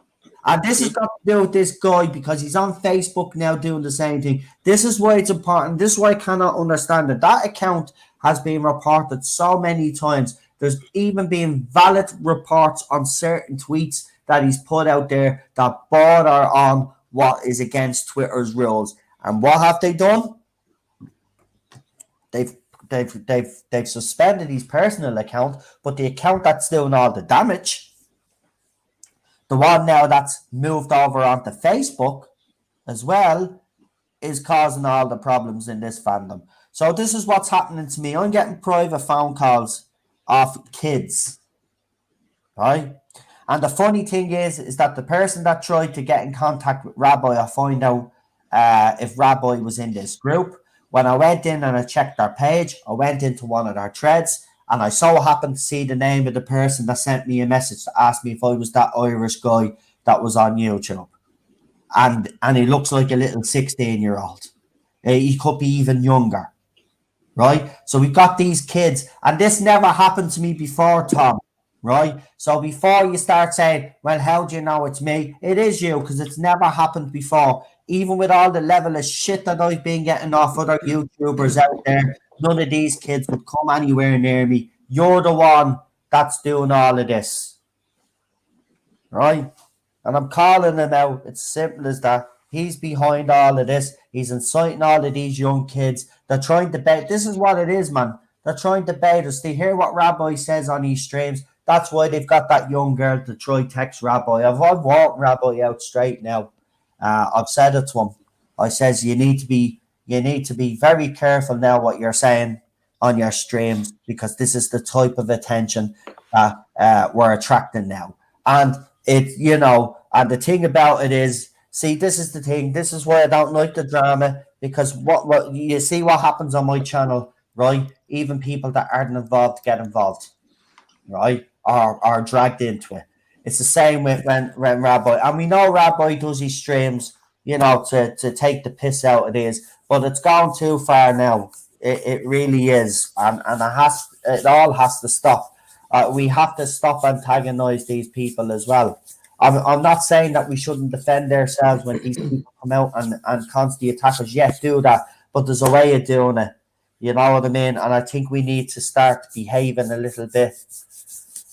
Well, I think it's so obvious to anyone who's looking in from the outside that all of this stems from them. We tend not to go after these people. I certainly don't. You don't. Rabbi doesn't.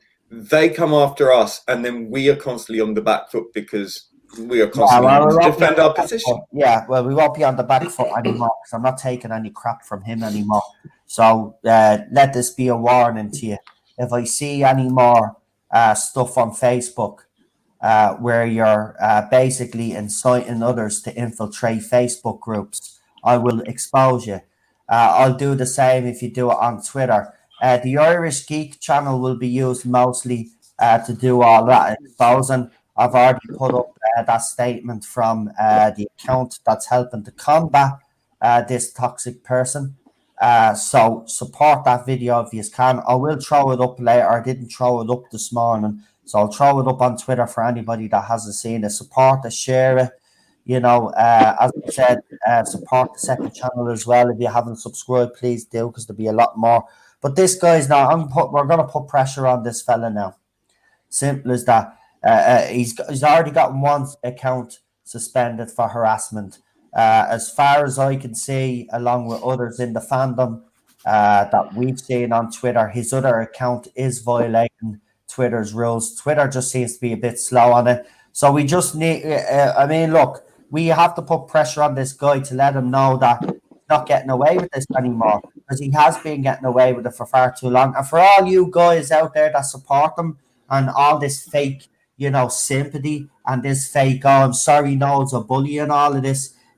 Listen, there's plenty of evidence on Twitter showing what this guy is actually capable of. If you choose to ignore that, well, then let this be a warning to you guys. Anybody that supports this moron and attacks any of us will also be called out as well, and will also be exposed. If that's the way you want to play, that's the way we're going to play. I'm going to put pressure on this fella because I don't really give a crap anymore. He's not going to go around and harass innocent people. And by the way, can I just say, last week as well, I had another two creeps. I actually showed Lee a couple of screenshots that actually got in contact with Dan and got in contact with Daniel on Messenger, in private Messenger, pretending to be a friend of a certain young lady who accused me of harassing her last year and the year before, saying that if I didn't apologize to her publicly, that she was going to get our big lawyer father involved.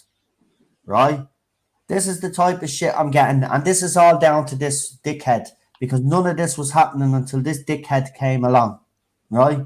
So it's obvious what needs to happen. That account on Twitter is a hate group, and you know what? I don't care what social media platform you move on to, Tom. We'll follow you and we'll make sure that you're held to account to everything that you're doing. You're not getting away with this anymore. And by the way, the fact that you've actually supported the doxing of people, which I will show. I'll be doing a video where I'll be showing your tweets of what you've actually said, and then I'll be showing the messages of people that are in a certain Jodie Whittaker group that are talking about what you spoke about and are talking about infiltrating these Facebook groups, and you condone it. And then you will see from the admins of this group, them screenshotting members and even people that have been in this chat in the past, believe it or not. And they're screenshotting them for everybody to see, their private Facebook accounts, by the way. This isn't someone's Facebook handle. Like, you know, some people have a Facebook handle or a YouTube handle. Like, for example, we go as the Tartar Zone, but as everybody knows, my real name is Noel, right? But they're actually screenshotting private accounts and putting them up on these groups, right? And then what's happening is those people then are being harassed, and that's all down to him because he's in support. And by the way, when this other group learned what was happening to them, right, a couple of members of that group, rightly in my opinion, infiltrated that Jodie Whittaker group then and start getting their, well, they didn't get revenge by screenshotting, but they went in there and they basically had their say, you know, and they did store it up a little bit by saying things like Jodie Whittaker is a crap doctor or whatever. Right, but in fairness, if you're going to dox someone, I think, and this is the thing, this is where it gets messy. People have the right to reply and I have no problem with that. So for me, they were justified. But Tom is on then his Twitter account. The number doctors have ever tried to check with him, they're bullying the people in the group, but forgets to mention the fact that these people are doxing. Yeah, you always seem to leave out the most important information, don't you? There. So I will do a video with the Irish Geek, and I will expose this. I'll have Lee on because I like to have Lee on when we do videos like this, because we're gonna have a right laugh about this one. But yeah, I mean, look, at the end of the day, it's gone too far now. It's actually coming to a point where it's getting dangerous.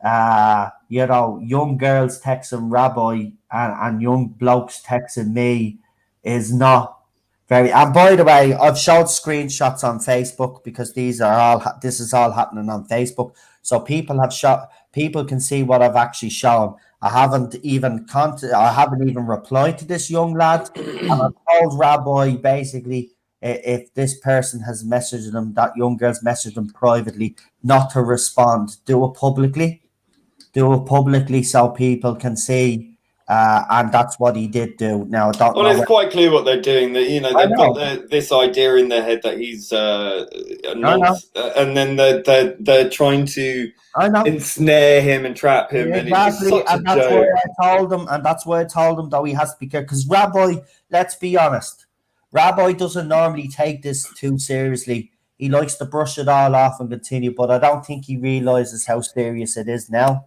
And I said it to him this morning, so this is nothing that I haven't said to him already. But I said it to him this morning. He really needs to start taking this seriously now. This has gone too far. But it is all down. Listen, none of this was happening. None of this was happening until this account popped up and start doing what it's doing. And I don't care what they say; they can deny it all they want. Rabbi will tell you he wasn't getting private messages off kids. I wasn't getting private messages and phone calls off kids. I was getting a few people when it happened to me. I was getting a lot of these kids sending me pictures of the decapitated heads and porn. That's what they normally do. Or they tell me I better apologize to someone, or they're going to get their big daddy lawyer after me. I've heard that a few times. See, the problem with these idiots are, and by the way, the person that texted me wasn't a girl. It was definitely a bloke. See, they don't realize they use the same photographs all the time. Poor little morons. They don't even think it through. Listen, if I was a troll, right, I'll tell you now, I'd be the best troll that there ever was. Because number one, I'm not obvious. Number two, I wouldn't use the same photographs again because I remember what I used. Number three, I wouldn't use the same wording or write the same way every single fucking time. Right? Using some poor girl's photo. By the way, we originally found the original account now. It hasn't been active in a while. But they keep stealing some Polish girl's photograph. She hasn't used her Twitter account in years, but they're using her photograph because she looks like a supermodel, to be quite honest. But she thought by using that photograph that would entice me to text her or start, listen, I'm loyal to my wife anyway. So you can't pull that trick with me. Trust me. You could throw yourself at me. I'll throw you under a bus. It's simply I'm loyal to my bloody wife, and that's the end of it. But this is why it's getting dangerous now, because they're willing to use themselves to entrap either me or Rabbi, and I'm not having that shit. And that's down to him. If he wasn't doing what he was doing, and now on Facebook doing what he's doing, because he's doing it. Look at his fucking videos that he shares. And he'll deny, what people do. I can't control what other people. Yeah, but you're waving a red flag with a fucking arrow pointing directly at Noel, saying, "Look at this evil person." And then a bunch of people going, "Oh yeah, I hate evil people." And then they're going to go and do what they think is just and correct and right, even though they're completely insane. Certifiably, and then off they go. And he's an enabler. He enables people to go off on tangents. Look, if you're inspiring 1,700 haters to come onto your Twitter feed and to engage, even 1, 2, 3 of these people can cause infinite amounts of trouble for a lot of people who simply do not deserve to be treated in such a despicable manner. And you are enabling them, you're encouraging it. And now if you're going to move on to Facebook, where generally I think Facebook is more of a private thing. It's like friends, family, and you're gonna go and target them with their full names and their full pictures. You know, that is really, really weird, frankly. And I think that cannot be tolerated under any circumstance. Doesn't matter what your view is. Doesn't matter if you disagree with them fundamentally on whatever you think is bigoted or intolerant or whatever you believe in a most intolerant and bigoted way yourself. That is no justification. There is no justification for what you do, Tom. Nothing. And you sent me, listen, I sent a private DM to Donkey, who runs the Not My Doctor account that you administer for and acted as a public face. Don't know why that was, but anyway, and merely asking for an end to the animosity and to stop doing this before it goes out of hand. Otherwise, I will make sure that this stops. And he sent me a video. So again, he was breaking his suspension by coming to me using that account to send me a video saying that every single one of his members, 1,700 of them, were worth more than any of us. So there you go, supremacy right there. And that he hates everything about me and everything I stand for. And it's like, well, I stand for you not bullying people. I stand for people being able to live their life without being completely harangued every time that they say or do something that you don't like. Who the fuck are you? Right? So I will say this to you because I didn't get a chance to say anything back because, like a typical coward, you deleted, you blocked me and the entire thread was deleted. But fortunately, I managed to report that video whilst I still had it. But I will say this to you. If you can't stand anything about me or what I stand for, one, you don't understand what I stand for. Two, I fundamentally stand and oppose absolutely everything you stand for. Because if you want to parade your beliefs around on your sleeve and play this game of virtue signaling for the sake of appearing to be a good and decent person whilst engaging in targeted harassment, then you are a hypocrite of the highest order. You do not believe a single thing that you are purporting to stand for, because when it is required for you to join us and actually point out real harm by real trolls who are doing real damage, you run away. You don't want to take any accountability. You don't want to engage. You had 2 days. You didn't come back to me with a single piece of evidence to help us try and sort out this troll once and for all. You ran away. You didn't want to know. The same person that raped Shane Noel's wife, not interested. You were not interested then. It took you weeks, maybe a month or so before you actually even addressed it. So don't tell me how much you stand for women. Don't tell me how much you stand for LGBTQ. Don't tell me that you stand for racial equality, when all you do is preach and preach and preach and you don't follow through. How many of your base in your 1,700 people are as diverse as you claim to be? It always seems to be very white to me, like white supremacy, because you seem to be the ones dictating how black people should be, how LGBT people should be. And when you come across people like me, who are part of the LGBT community, who disagrees with you on a TV program and who has different political views to yours, because, hey, I woke up and I grew up. You can't handle that, and you demonize me, and you encourage others to demonize me and other people. You've been sanctimonious. You've employed all these really nasty tactics to just demonize people and dehumanize people. And it just seems absolutely remarkable to me that you're so completely in a zeal-like mentality when you're going after people that you can't see what you're doing. You really can't. You think you're a martyr to some great cause. You are not. You're a nobody. I'm nothing. No, here we're just normal, ordinary people with our own views, and you can't stand that. You're conformists. You're fake. You purport all these fantastical, inclusive ideas, but you are the most exclusive group of people I've ever come across. Exclusive in terms of you exclude anyone who doesn't think exactly the same way. It's boring, frankly, and it's very sad. And I hope one day you grow up and realize what you've done, because I just don't want to see a world where people are afraid to say anything because people like you will be there ready to take them down in some moral grandstanding. But you don't believe in half the things you say because you don't act against anyone who actually does real harm to people. When it's not people you care about. It's only when it's people you care about do you suddenly leap into action. But again, it's not people you actually know. It's people you associate with. These are your allies. You don't have real friendships, I don't think. I don't think any of you are capable of any real friendships because you'll always be 100% afraid to say what you really feel and what you really think. So you're always playing to the audience constantly. Because if you ever dare step out of line and say something that, I shouldn't have said that, you immediately start groveling for apologies and for people to forgive you.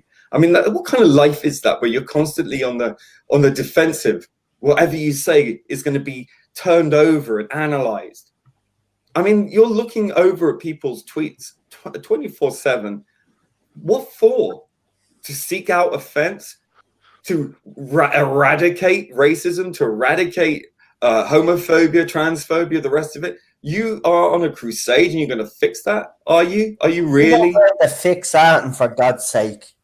What's he going to do? You're only doing this for your own gratification. You're addicted to public lynching. Lonely individual. This is the only thing that he validation exactly in life. Sometimes with these people, I wonder whether swallowing. It's a sick need for feeling good about themselves. Yeah, because they hate themselves in their everyday lives, that they want to feel good about themselves. The way they feel good about themselves is going after perceived targets that them and their cronies perceive to be evil or wrong. And it is a public lynching. You are addicted to online public lynchings. Well, as I said, don't worry, because we're going to be there every step of the way now. We're not letting up on this guy. He certainly won't let up. Why should we let up? We're going to continue. Every time he puts a foot out of place, we're going to be there, right? And we're going to expose him. It's as simple as that until something is finally done with that account. Now, if you're on Twitter, I would suggest that you go through this Twitter account and report. Don't acknowledge who you are. Don't engage with them. Just if you find anything that you think is targeted harassment, just click on that and report those, because listen, they are a hate group. Their entire premise for setting that up and for engaging is because they can hate people. What they are only interested in, is publicly lynching people they don't like or agree with.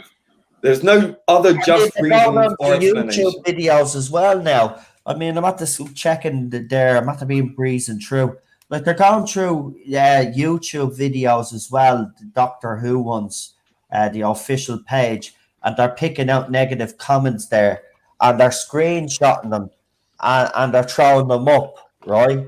But it's interesting though. They seem to know which people to target.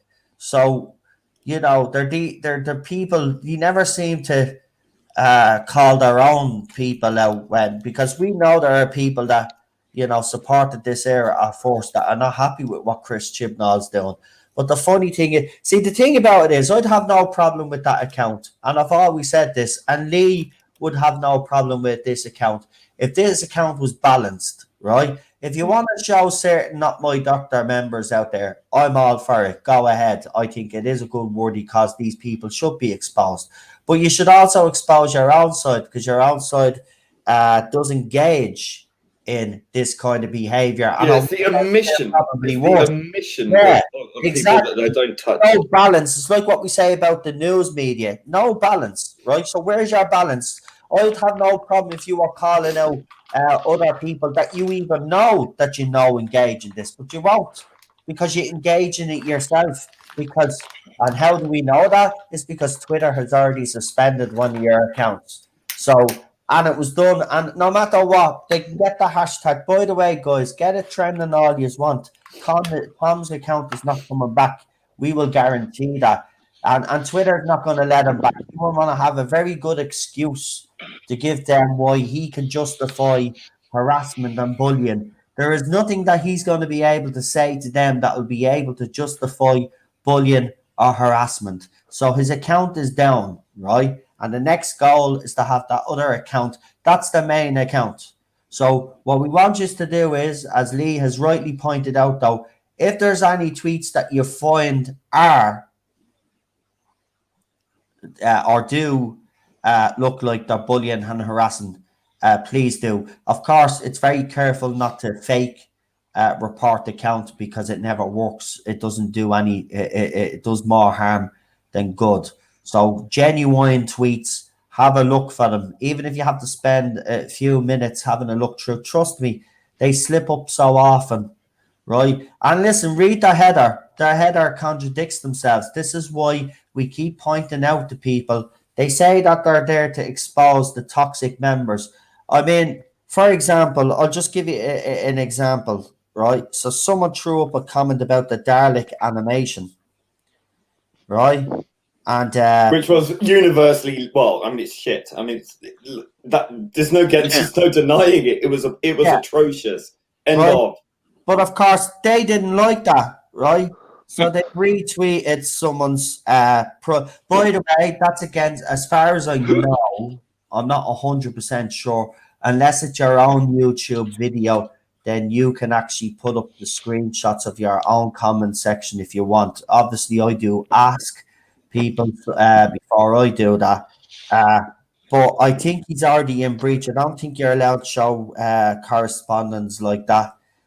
Most certainly when he indulged, was it no? Did he show private messages? Lee, was it him? Yeah, I checked that. They're a sneaky bunch. What they did, I mean, showing private messages is bad form anyway. Most people don't like that, and that what they saw of that was disgust. But Twitter is very crafty with things like that. It's only if it's private messages from Twitter, which I think is ridiculous, because I think that showing any kind of private message from any private source, whether it be email or any other platform, I don't think Twitter should be allowing private DMs from any platform to be shown. I think that's a breach of trust.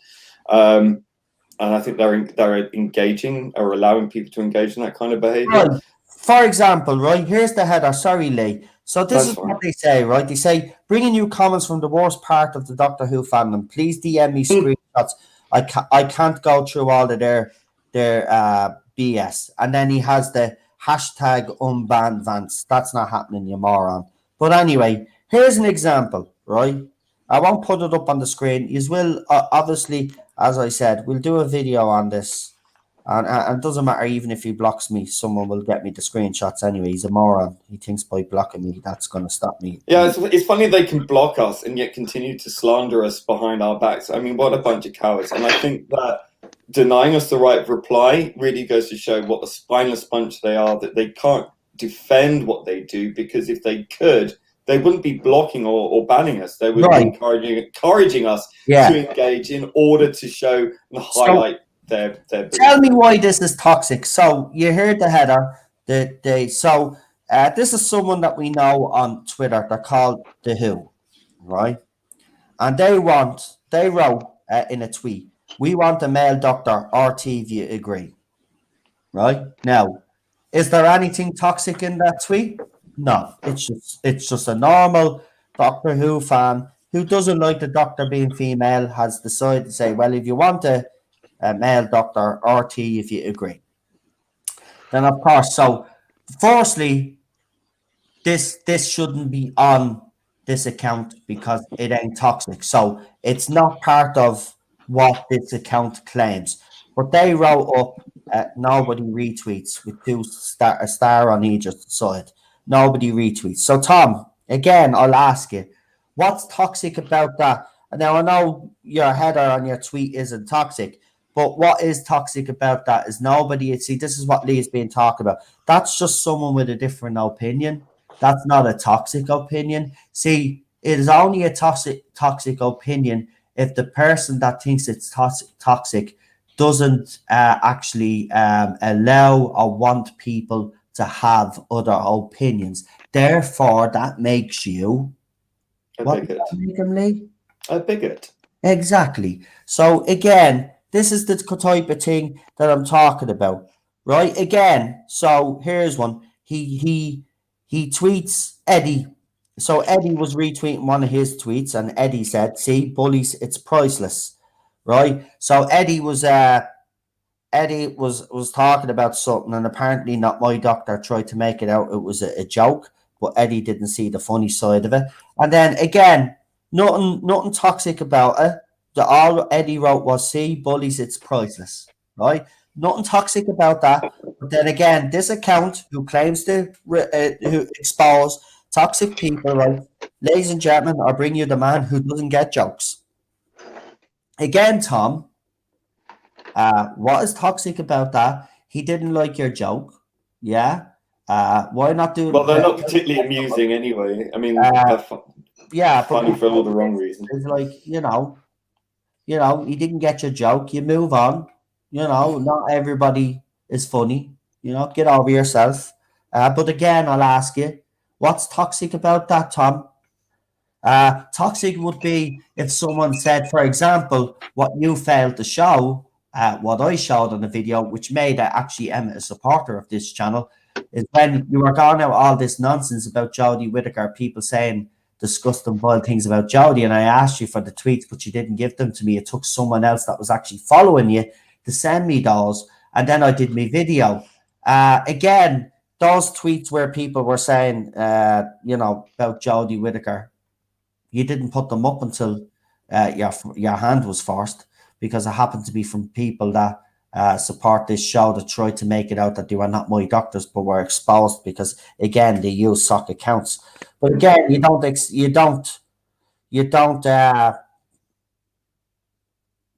say anything when it's exactly. from people within your own ranks who would do anything to shut Noel down, including vile stuff like that.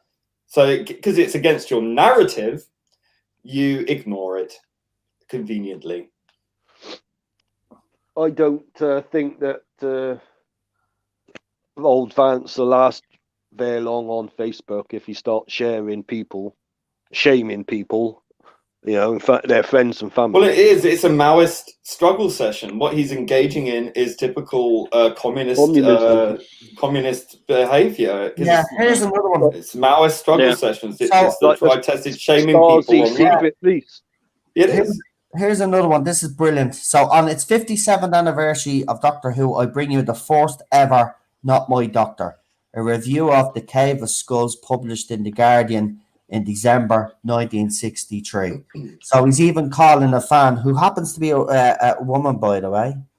Then they must hate all women. Yeah. By their own logic. But again, Tom, this was from 1963. The person that probably made the review is probably dead. But again, how is that toxic? Toxic would be, well, if you threaten someone, or if you're saying vile, nasty things about the cast of the crew, that's toxic. But if someone says, "Oh, well, I don't like Jodie Whittaker's Doctor, I don't like this Doctor Who," that isn't toxic, Tom. I don't think you know what toxic is. He does now, because he was banned for being toxic. Funnily. Yeah. Again, he's picking on Philip Morris. Is he just official source's name on all his tweets now? It doesn't matter what he does with his tweets. Again, how is that toxic? Just because someone's decided to put like everybody's being doing, official sources state that this is false and misleading. So what if he's having a bit of a laugh? Again, that isn't toxic. That's someone having a private joke that doesn't like this era.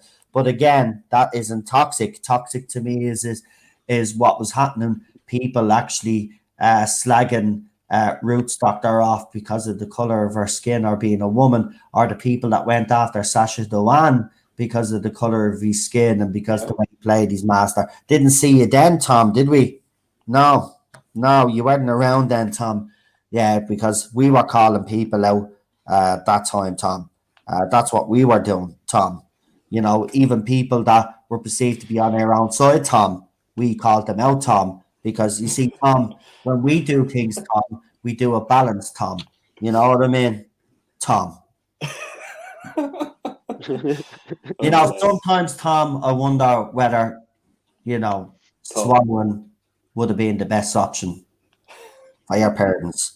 But we'll never know. We'll never know. You might surprise us, Tom. You might actually achieve something in your life, Tom, and not have the no context, not my doctor as your legacy, Tom, because that would be a very sad, uh, legacy to leave behind, Tom.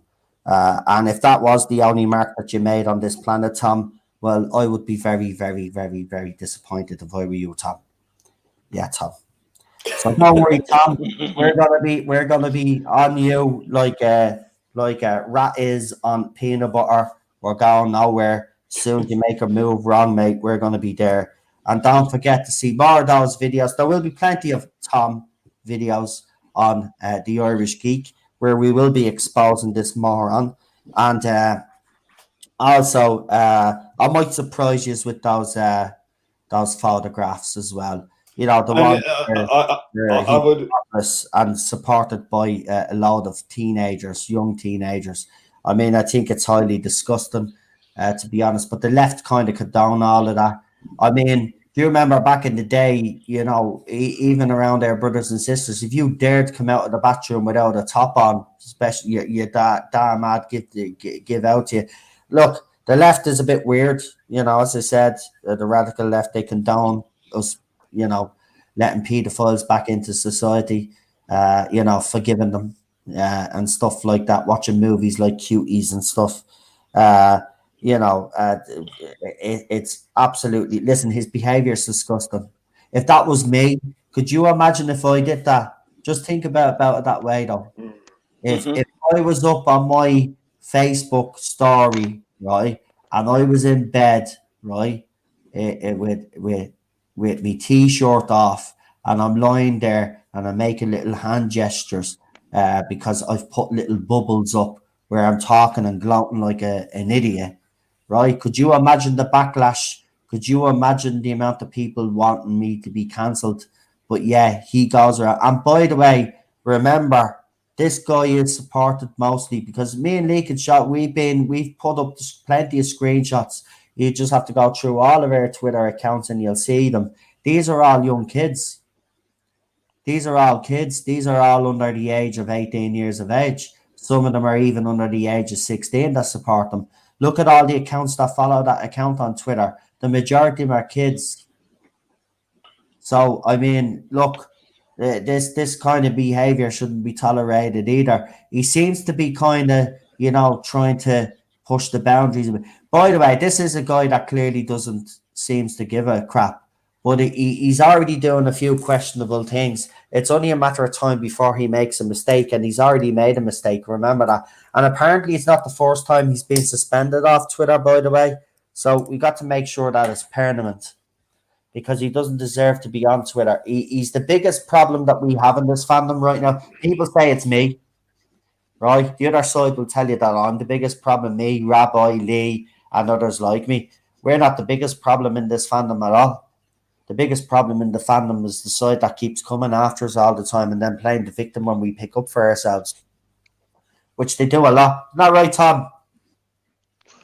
Do that a lot, don't you? You and Mr. TARDIS, whatever he calls himself now. Stupid name. Doesn't matter. But yeah, don't just go crying to the other side. Oh, don't bully me, Mr.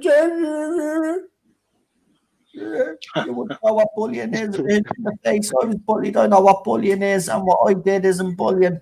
And trust me, no matter how much of a prick, I'd never actually bully you. I wouldn't have to bully you anyway. You're not even worth bullying. And to be quite honest with you, you'd crumble within 2 seconds if I actually really did come after you. That's the problem. That's the thing, though. The only reason why you're still doing what you're doing is because because anybody that has came after me normally this would be sorted out. But you see, the thing about it is you do have an awful lot of support from idiots and kids, might I add, but still they're doing a lot of damage, and you are a tough nut to crack, but you've made a mistake now, and we're going to be on you like a hot rash, and every time you make a mistake, we're going to be there, and we're going to be making sure that Twitter know that you're still on Twitter. Which we have been doing, and we're going to continue to do so. You shouldn't be on Twitter. You're a menace. You shouldn't be on Facebook either. But we'll get around to Facebook because you're starting to do a lot of damage on Facebook. By the way, to all those people that are in groups with me on Facebook, my advice to you is if you're running a Facebook group now, is I would halt any new members if you don't know them. If strangers start turning up in your groups, I wouldn't add them yet. I do a vetting process. To be quite honest, I do. Obviously, I put the questions up. If nobody answers the questions, they don't get in. It's as simple as that. And we've had a few people do that. Just say, you've got to answer all the questions. They're right, but they won't answer the other 2 questions. That's not how it works. You answer all 3 questions or you don't get into my groups. It's as simple as that. Yeah. And it's only people that are truly know that if I see them, they answer the questions anyway, but if they don't, and it's really a few that don't, but if I know them, they get in. But if I don't know you, you don't get in. It's as simple as that. I would say to people as well, please do follow Not My Fandom, whose Twitter handle is @not my doctor. Actually, that reminds me, I should share. get their numbers up because they have done invaluable work. Yeah, I'm gonna share that video that I threw up, that I put up on the channel last night. So give me a second. I just have to switch account here. So I'll throw it up on Twitter. I'll throw it up on Facebook now, and then I'll share it, it's a brief little statement by them, just to kind of. I wanted them to come onto the channel, but obviously they couldn't come on. So I asked them to kind of explain as much as they could in a message, basically a little statement for you, what their job basically, what they intend to do, why they're doing what they do, basically stuff like that. And we have 132 people, as I said, support me now on the Irish Geek. Thank you very much. I really do appreciate that. I have to say I got to 132 subs quicker on this channel than I did on the last one. So that's good.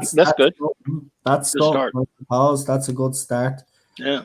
Obviously, I have to work on the banners. Not great at the moment, but I'll get something sorted. I'm gonna try do them myself this time because I can't be dependent on Lee all the time. So I'm gonna try see if I can come up with one. I'm not actually very good at art, as you know, yourselves, but I do try.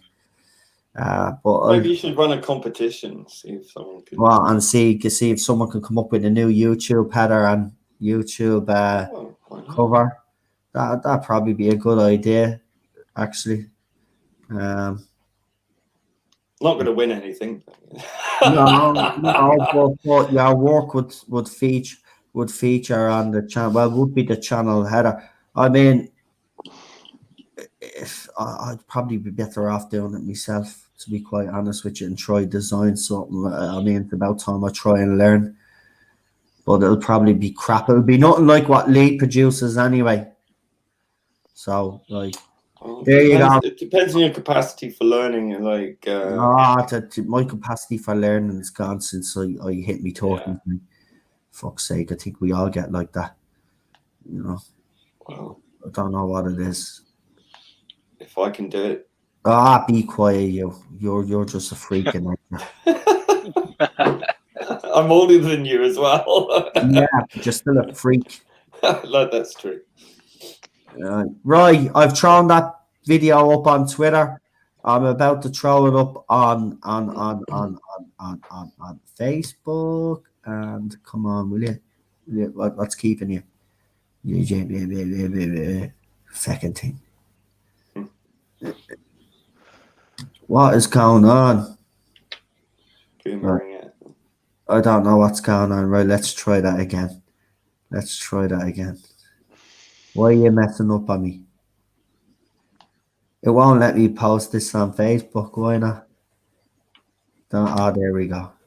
Sometimes it does that. Sometimes I do think Facebook is trying to stop me from. So for the first video on the channel, not bad. I was lucky if I got 10 views the last. So I've got 35 views so far and 10 likes. No dislikes. The joys of being on a new channel. No dislikes. That will change.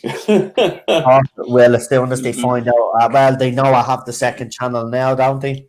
Yeah. But again, if you haven't subscribed, please do. Because as I said, there'll be a lot more videos up on that. There'll be gaming videos. There'll be also other little stuff. And then when I get my camera as well, it'll be even better because I have a few arts and crafty stuff there. We could do a few arts and crafts videos. I still have me Titanic there. I was actually going to start building that the other night, but then I said, no, I'll wait until I get a camera because I'd like to see is how stressed I get when I try build one of these things. That would be hilarious. I think it will be. Having witnessed you just trying to edit a video. I know. It'll be hilarious. I know. That's what I mean. So that's YouTube gold. So that'll be worth checking out for. Yeah. And we'll do a few film watch-alongs on that as well. Movies that I like, actually. Some out there movies that I like. Some of the choices that I pick. I'm a horror buff. Like Matthew says, he says he loves a horror group. I says, well, I'm a bit of a horror buff, so I've got all these horror movies as well that we could do that don't think many people have seen. There's a lot out there, so we'll do them as well. But listen, we've done the 3-hour mark, so luckily we didn't talk too much at the start, and he's got the Mando review, and then we obviously spoke a little bit after that, which is the way I like it. Once we do the review, then we can talk about whatever then after that. By the way, just before I go, I don't know if everybody has actually caught me video, but do you remember when we were on the stream the other day when he announced Captain Jack, and I said it was the worst kept secret, but then we saw the image of him, and I asked what gun did he have, because it'd be very interesting to see what gun he would have to try figure out what part of the timeline he's in. Well, it looks like it is the gun from the Dr. Dances, the blaster. It's the exact same gun. So have you seen the video I put up last night? I put the image up, the new image that they've showed. So he's dyed his hair black, by the way, for this role, which makes me believe it's either sometime before he meets the Doctor in the Dr. Dances or just sometime after it. Well, it can't be after, because then I don't know. That's a bit of a reach. I mean, he's had the Peter Pan thing going for a while, but I'm beginning to see the signs of age now. I just don't think they could pull that off. No, but the blaster, it's very interesting though. It's the same blaster used in the Doctor Dances. So I've put that up. So, what part of he's definitely near that time of the timeline, I think, to be quite honest, because the gun looks kind of rather new in this photo than it does in the actual Doctor Dances. So, again, is this another, because this would make no sense because we haven't seen the blaster. As far as I'm aware, I was trying to think back, when else did we see this blaster? I don't think we seen it in Boomtown, and when they were doing the Dalek ending in season 1. I didn't see it there, and I didn't see it when he returned for season 3. for the whole Yana, which we're actually on. So he didn't have it there. He didn't have it on the Titanic. No, he wasn't on the Titanic episode. Sorry. We didn't see it in. When did he appear again? Then season 4. He didn't have it in season 4. So this blaster was only seen in the Doctor Dances. So again, Chris Chibnall has a habit of retconning things. So is he going to retcon this whole thing, or is he going to make it out that Jack actually knew who the Doctor was before he even met Rose? This is God, no. Oh, Lord. The blaster hasn't been yet. The blaster was used. I wouldn't put it past him. Torchwood. He didn't use the blaster in Torchwood. He's only used it in this episode. Doctor Dances, you're right. And it's featuring again. So the question has to be asked. I'm telling you. Is Jodie the first Doctor he met? Oh, God. Oh, my God. Oh, no. Did he know? That's what I'm trying to say. Did he know that the Doctor, because he even says in the trailer, oh, I love that sound. I've missed that sound. So does he think it's David Tennant's Doctor and it turns out to be Jodie's Doctor and he meets him? Maybe he does meet Jodie's Doctor in between Eccleston and Tennant's Doctor somewhere. But I'm telling you now, that blaster was only used in the Doctor Dances. That's right. It's in between. It has to be in between that. So he's in between. That's the timeline. You can narrow this down because he hasn't used the blaster in any other. Just because he hasn't used it doesn't mean he didn't have it. Or and then how are you going to explain that he has it again? Because remember, the Doctor actually get responsible with a banana. Mm-hmm. Yeah, right. Did the Doctor give it back to him? Don't know if the Doctor gave it back to him. Did he? I don't know what's going on. The something. See, it could be that as well. Maybe she gives him back his blaster. Maybe it's been in the TARDIS all of this time. That's the only explanation. After he gave him the banana, I can't figure out whether he gave him back the blaster. If not, then it remained on the TARDIS all the way through to Jodie Whittaker, and she gives it back to him.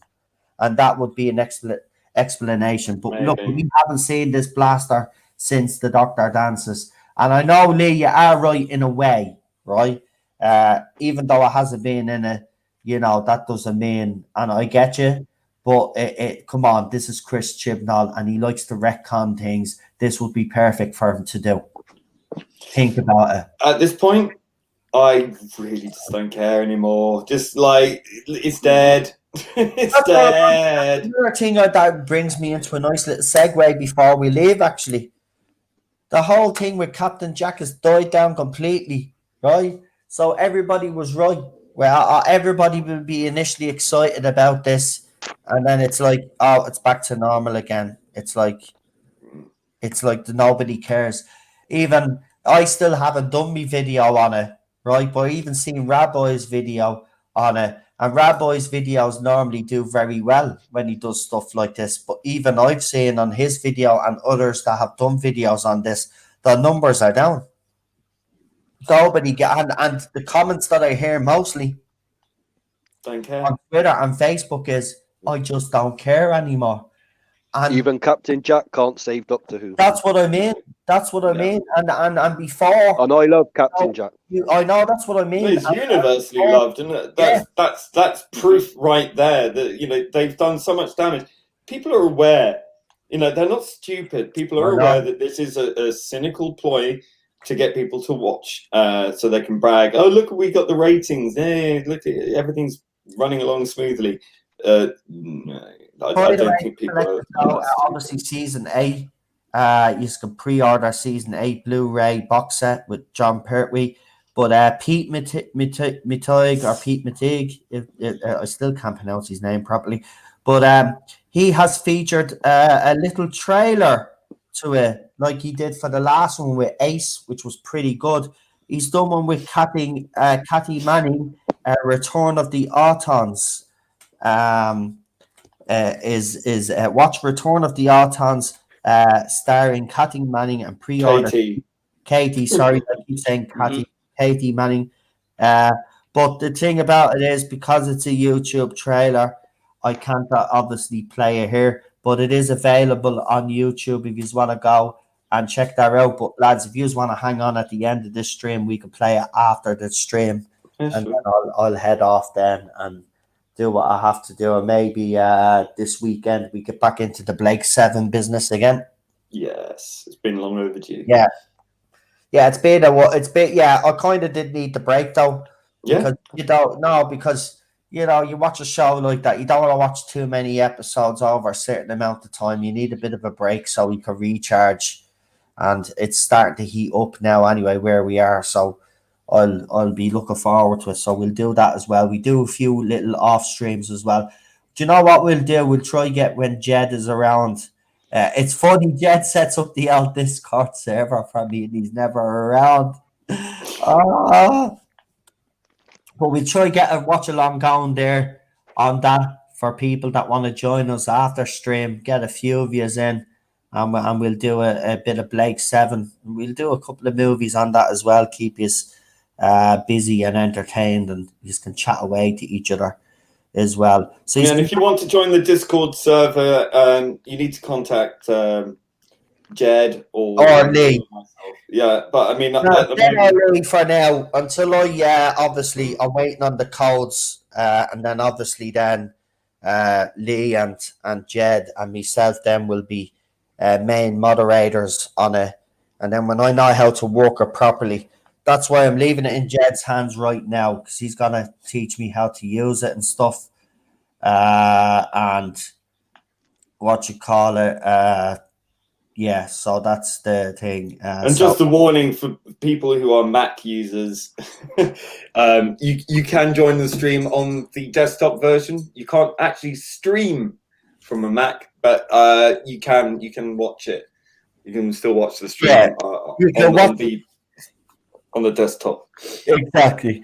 But I have to learn all of it. But once I get the swing of things, then we'll start doing a bit more stuff on that. But that server is available. But again, as Lee has pointed out, everybody will be vetted. Obviously, people that we know use are fine. But if there's any new people, obviously, because we don't know yet, we don't know what their intentions are. And we have to be honest about it. We don't know what your intentions are. We don't know whether you want to be part of the community and enjoy the fun, or you're only coming in to cause trouble.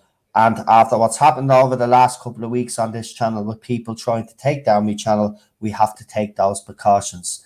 It's as simple as that. So, yeah.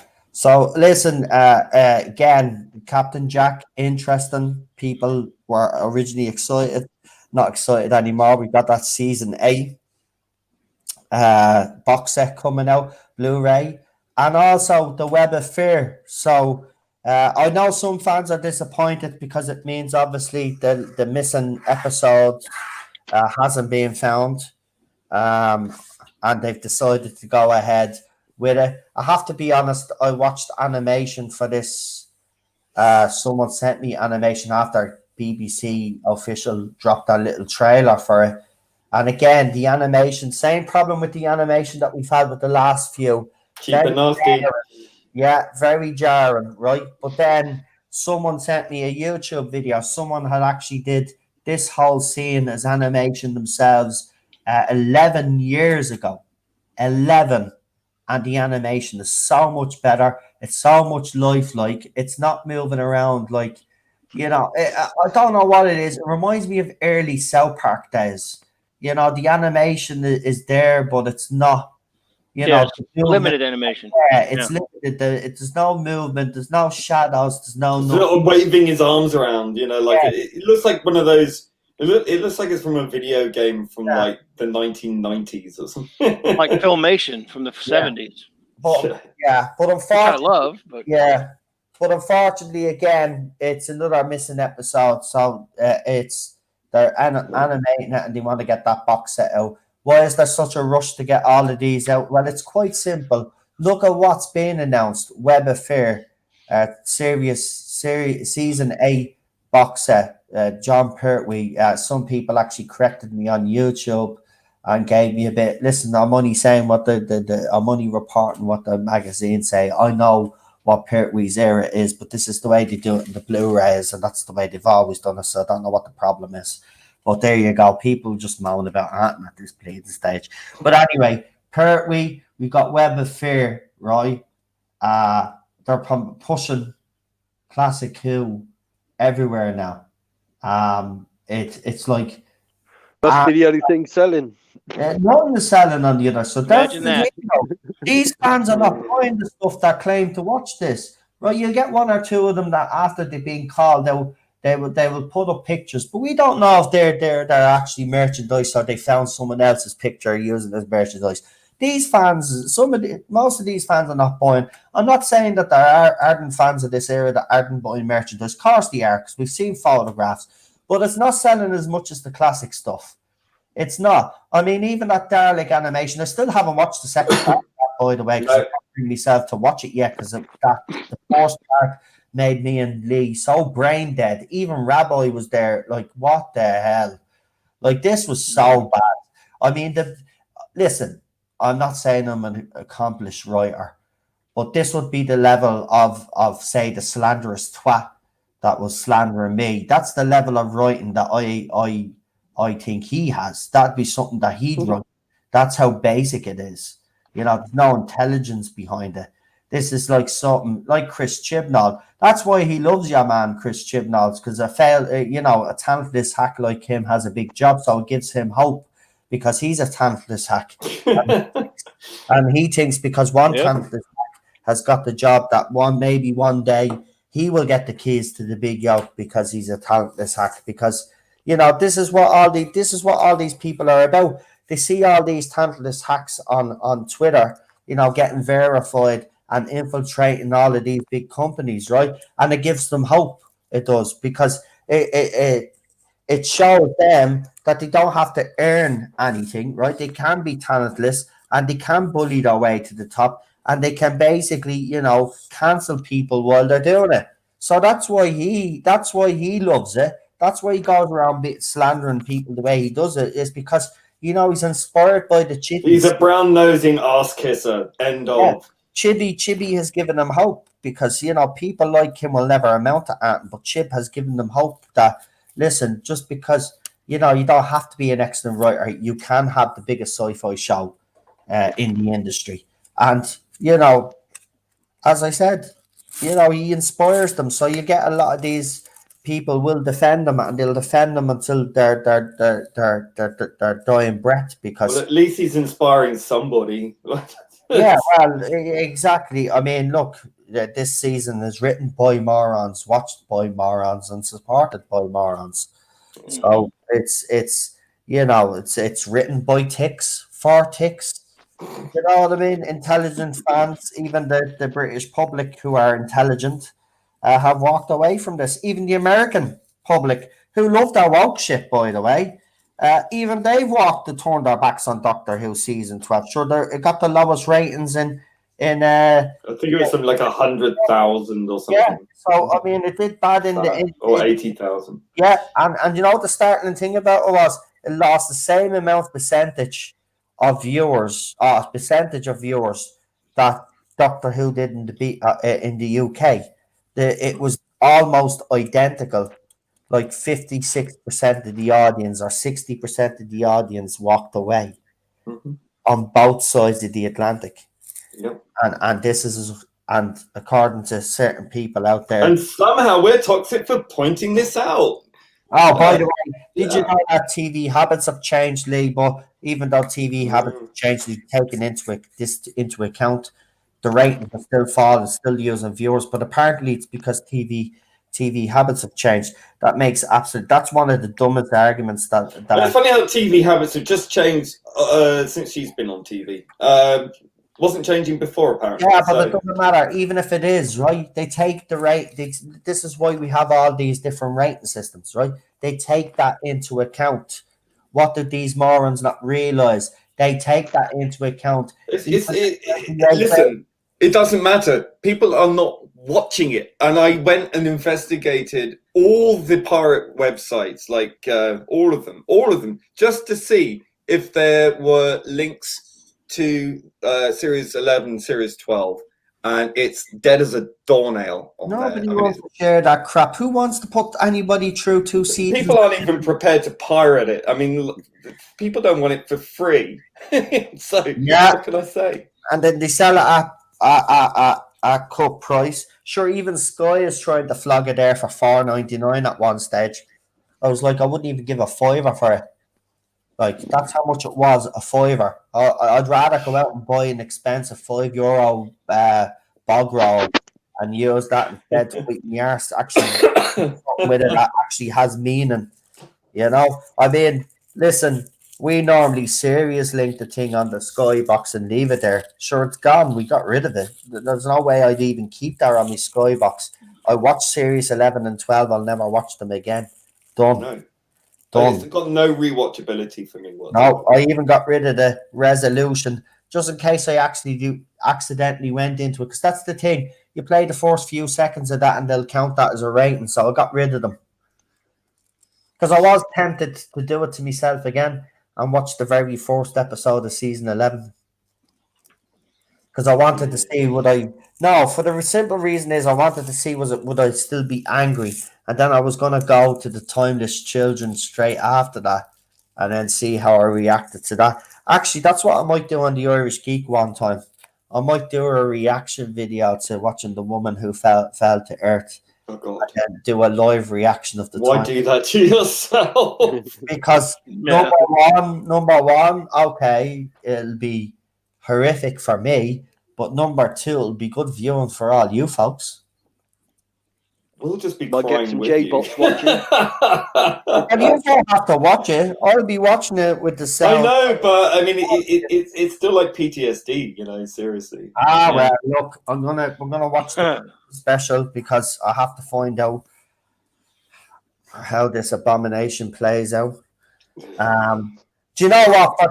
For John Barrowman's sake, I said this the last time. His cameo was pathetic. Yeah.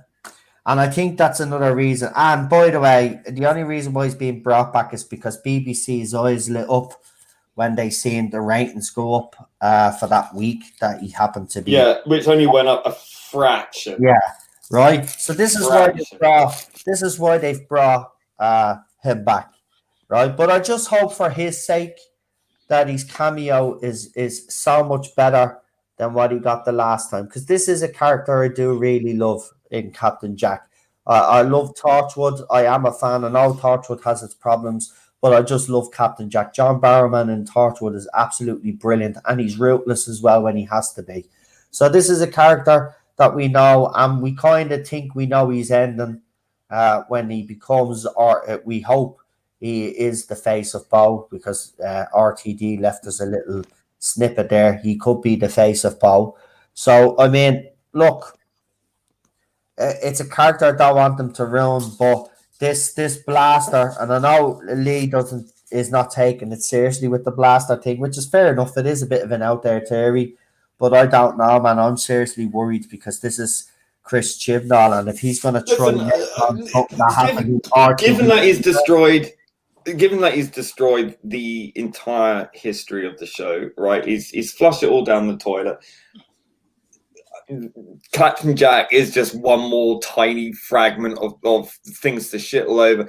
Listen, I don't care. I don't care anymore. It's just another indictment of his clear hatred for the lore of Doctor Who. Yeah.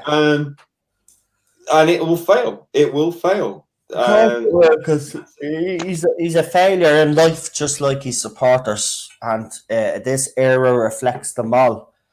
This is why they love it so much. Now there are fans of Jodie Whittaker which are completely different. They support Whittaker. They don't necessarily, and some of them have been open enough to admit that they're not Doctor Who fans. They're only there for Whittaker, so they're completely different. These other people that support this era wholeheartedly support the Doctor, support what Chris Chibnall is doing.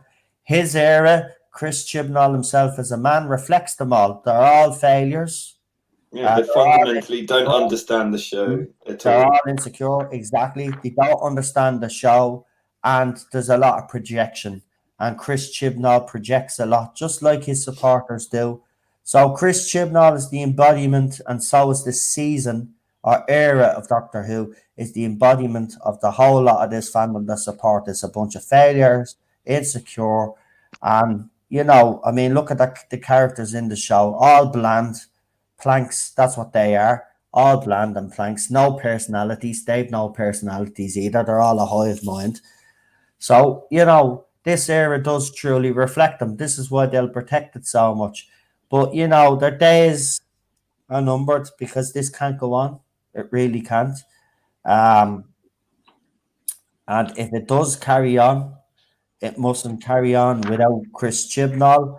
But in saying that, as we reported a few months back, and this has gone back a few months, when we did say there's a possibility, I have to root that video out again just in case we have certain people out there piping up and saying, well, no, so Chris Chibnall was going.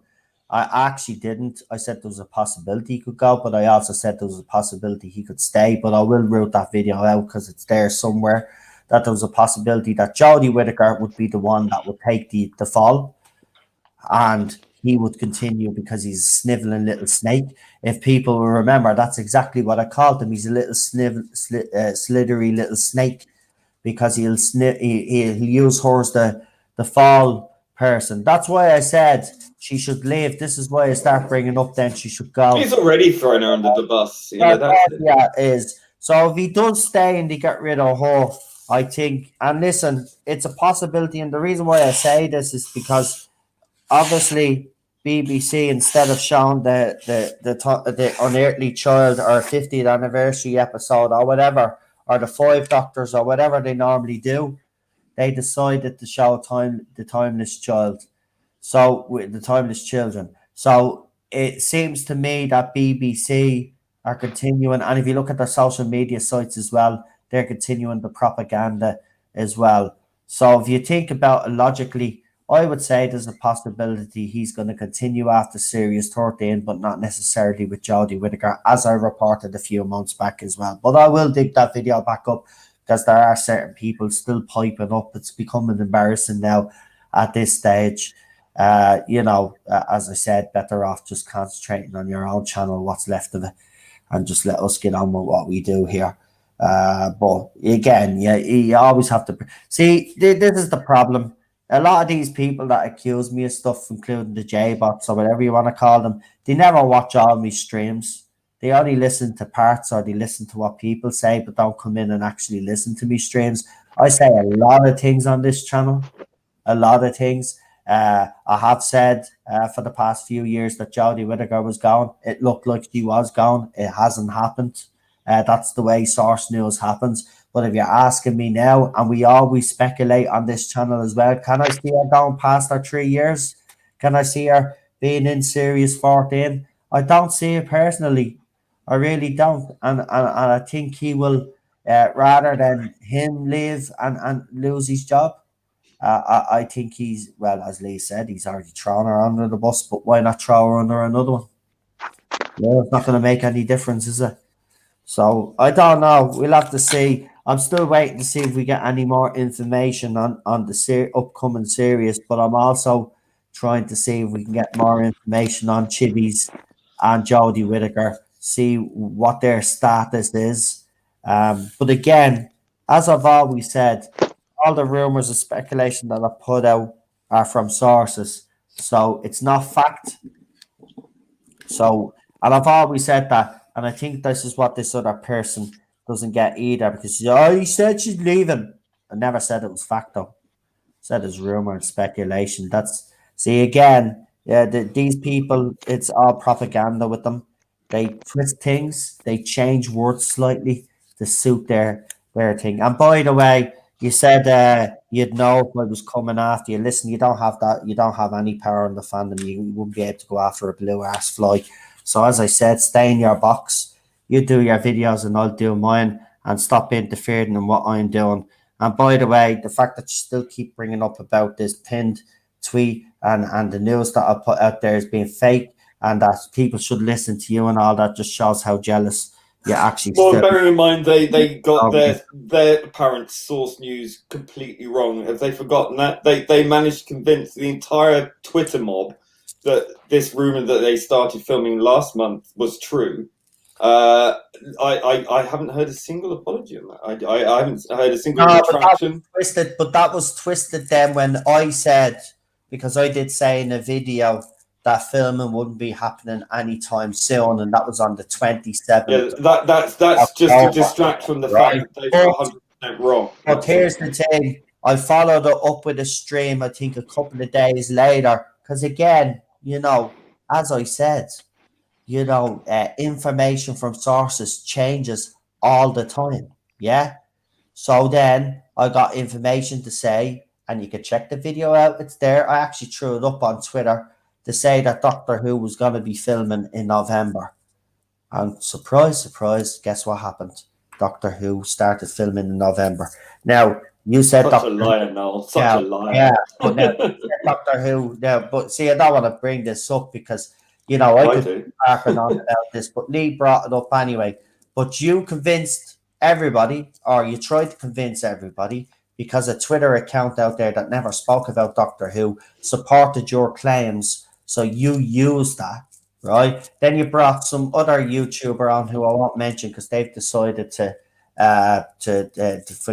drop all the nonsense, and I agree with that 100%. I'm just bringing them up in this context because you brought this person on to show a photograph of what you shot, what you perceived of as two filming trucks to justify that they were filming. Now, when you were actually caught out and Jodie Whittaker didn't support what you said, then you come out with all this palaver that, they weren't filming, but they were filming, but they were filming with stand-ins or something to see if they could film or some ridiculousness like that.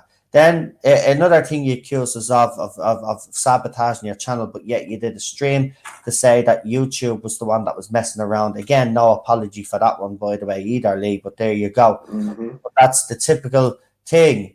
We're still evil, apparently. Yeah, but again, as I said, stay in your box. Stop talking about me. At the end of the day, as I said, if you're getting your news from sources, that's absolutely fantastic. Yeah, right. But if you're so confident in the news, then you just don't need to be saying that.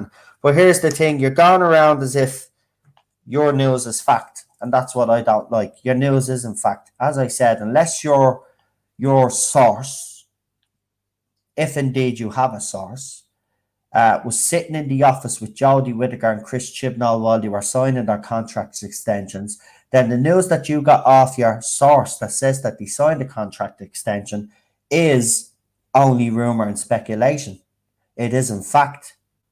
As I said, unless your source, and you could prove that your source was sitting in that office at the time when they put pen to paper, well then, fair enough, people believe you.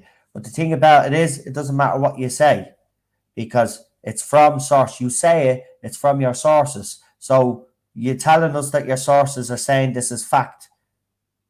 See, that's the difference. I don't tell people it's fact. When I did the news originally during Series 11, when I was only new at this game, yes, I made a few mistakes along the way. You were one of the people that came to me say, you don't say it's fact, it's all rumor and speculation. But then the ball changed, didn't it? Then all of a sudden then said the news start coming out for this season or the season before, and then all of a sudden then the game changed. You were telling me that people would turn on me if I continued to say that it was rumor and speculation and nobody knows for a fact. And you said people would turn on me for that because I said it's not fact. Well, it's like words came back to me. That is the fact of the matter. But that is the fact of the matter. It's not fact. If you're getting it off sources like I am, you cannot say it's fact. You have to cover your arse. So again, I will say it again. Unless you were actually you or your source was sitting at that table when Jodie Whittaker and Chris Chibnall, along with their agents, were actually sitting at that table, right, while they were signing the contract, then you know absolutely nothing, just like I do. So when you say that they've signed a contract extension past Series 13, well, then you should add the caveat, but this is rumor from my source, and this is in fact. It will be, we will have to wait for an official announcement. But when I say that, you're saying, no, Noel's lying. but I'm saying it's rumor and speculation. So again, you can twist things, you can throw things up on your little Twitter account that nobody gives a shit about. Yeah, bearing in mind, Noel, that he was the one telling you that everything that you say must be with the caveat it's rumor and speculation. He was the one saying this was 100% true.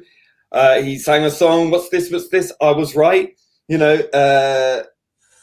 And then he didn't swallow his own pill. The song was funny, actually. Yeah, he was singing "I was right" and blah blah. And he fucking wasn't right. And then rather than admitting that he was wrong, he doubled down. And then accusing us of sinking his channel when he's clearly capable of doing that himself, then projects onto you that you're a liar, you're a liar, you're a liar. Yeah, and then when you're proven right, you're right, but you're not right because some other reason. It's just completely again before the anniversary he did with a couple of tweets that he threw up about me, where he basically said, if I was coming for you, you'd know all about it. All I'll just say is that sounds like a little bit of a threat. Sounds a little bit threaty. Right, but I will say this, you'll do no such bloody thing, you loser. Just like all the other morons, you're a fail at what you do. Yeah, and we've got a video of him apparently I haven't calling seen someone an F word. Now, I haven't seen the video, but someone dug up an old video of his, and apparently he's attacking someone and he uses the word. And making a homophobic comment to somebody. And we've got that. So, check him out. So, I haven't seen it because I won't. Listen. I have. He has. I mean, I get sent these and I just say to Lee, listen, you can look if you want to. I can't be bothered. I even wrote up on Twitter because someone tagged it to me on Twitter. I says, I've no interest in listening to what this guy has to say. He got it wrong, and instead of admitting he got it wrong, he decided to try and attack me and turn people against me. Now, a few people did. That's their loss, not mine. To be quite honest, if you want to believe a joker like that, that's up to yourself, because that's what he is. He's a joker. He was exposed for he was so adamant that filming had begun. And all I ever said, and you can go back and watch the videos, was he was wrong. That filming hadn't begun. It was dishonest. And I actually said it was irresponsible. I even wrote a couple of tweets up on Twitter. It was irresponsible for people to be saying that Doctor Who was filming when it wasn't, because that would encourage some fans, like we've seen actually now with the leaked photographs. This is why I was making such a big deal about it. Filming hadn't begun. That's why I debunked that Twitter account that never spoke about Doctor Who before, and I debunked it very swiftly, right? Because people were using this account to justify the fact that filming had begun. Other accounts were picking up. And the press were picking up on it. The press were picking up on it. It was going everywhere. And you guys, the same people who accused Noel of lying were the same people that backed this nonsense. And still to this day, they're pretty quiet on that, aren't they? But I just think it's kind of hilarious, really, that they call you a liar, yet they were quite happy to accept that bullshit lie. The funny thing is, I had someone that come on the channel the other day in one of the comment section from a video of that time, turn around and says, you must have a bit of egg on your face. I go, why would I have egg on my face? Because you said filming wasn't happening anytime soon, but it started in November. I says, well, if you had actually watched my channel and watch me streams, you will see that I followed it up with another stream where I actually say filming is going to start in November. And that is still a month. That wasn't any time soon. That was a month away, a whole month. That's like, come on, that's 4 weeks. I know. That is not any time soon. I know. I was, again, I did say... It's so subjective, isn't it? Of course, I did say about the Santarans, but no mention of that. Then I had someone actually come on to me and say, well, why didn't you give the person that put the image up, the photograph up, any credit? I says, well, number one, because I don't know who put the original image up on whatever social media platform they put it up on. And I said, if they shared it publicly, then obviously they shared it for everybody to see. And I said, second of all, it was sent to me by one of my researchers. I said, or subscribers or followers. I says, so I I said they didn't want any credit for sending it to me, which they never do. So I says I didn't give anybody any credit. But I says it's funny, but this is the thing though, because they can't get me on stuff like, because you seen all the shit I got when I said Sontarans, and obviously I did say non-binary, and that was the part that got that made them all get angry. But the fact that Sontarans look like they are appearing, I don't know why these guys keep saying, well, Noel's lying. Well, obviously I'm not. If Sontarans are showing up, did anybody know that Sontarans were showing up? Because I certainly didn't. Mm-hmm. Did anybody in my chat know anything about Sontarans before I mentioned it? I don't think so. So again, they showed up. So my source must be telling the truth. Well, I mean, it's yet to, until these episodes are aired, or unless there's some kind of press release nearer the time of them being aired, how can they say it's a lie? Because they are not in full, they're not in full awareness of the facts. Exactly. The facts are yet to be exactly. revealed. I always add it's only rumor and speculation until BBC either verify or deny, or until we see the series itself. That's why I do think it's irresponsible for people out there to say that the contract extensions have been signed. It's certainly not true, or it's from a source, and you cannot say it's true. It doesn't matter. And here's the thing: my sources have got things spot on. But the thing about it is, just because your sources get things spot on, you can't start coming out and saying, because you think your sources have been right in the past, that all of a sudden everything they give you is fact. It doesn't mean that whatsoever. It's still from source, so you still treat it as rumor and speculation. It's as simple as that. That's the way it works. It's a responsible thing to do. And listen, fandoms across the world for time immemorial have been based and built upon gossip, rumor, and speculation. And these noobs who think that they now own this fandom and are now in charge of everything and can arbitrate over everything that's said online, and must be cancelled if it doesn't fit their program. Listen, Doctor Who fandom particularly has been, well, it's the longest running science fiction TV show fandom, right? Fact. And it, unless you want to talk about Buck Rogers or something like that, but you know what I mean, like continuous.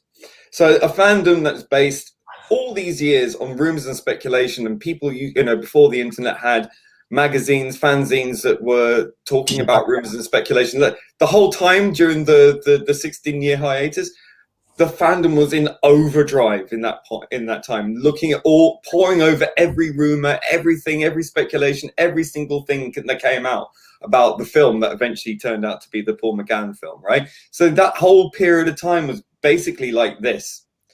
But you don't understand that, because you just want to have a complete thumb on all the news and information and rumor and speculation, which is killing the joy, really, of people being able to openly discuss ideas, rumors and speculations, what may not be source material. It's supposed to be fun. This is supposed to be fun. You're sucking the air out of the room, and you're dictating to people what is true and what isn't. You are not the arbiters of the knowledge. You're not in the Matrix, dears. Okay, you're not. What do you think you are? You ain't. I'm going to finish it now. Just want to say, I got a message. So Clobbering Times and Matt left because myself and Lee got obviously into a bit of a discussion. Listen, Sundays, me and Lee will be hosting, and we will be talking about stuff. So we'll have, as you can see, we'll have plenty to bloody talk about. So I hope you can join us when we'll think of the format. We'll have a bit of a chat. But Clobbering Times, I just want to read this out. He says, so, hey, Noel, have to run, unexpected family matter of a medical nature, a bit of a worry. Thanks for having me. I'll slip out quietly. Don't want to disturb the flow of the conversation. Thanks for having me. Had a great time hanging out. Sorry to run out on you. I listen on the road if I can. Take care, my friends. No, listen, I understand. Family comes first. You just take care of that family member and get well soon. Okay, and fill us in. Yeah, fill us in. Let us know if you need anything from us at all. Yeah, exactly.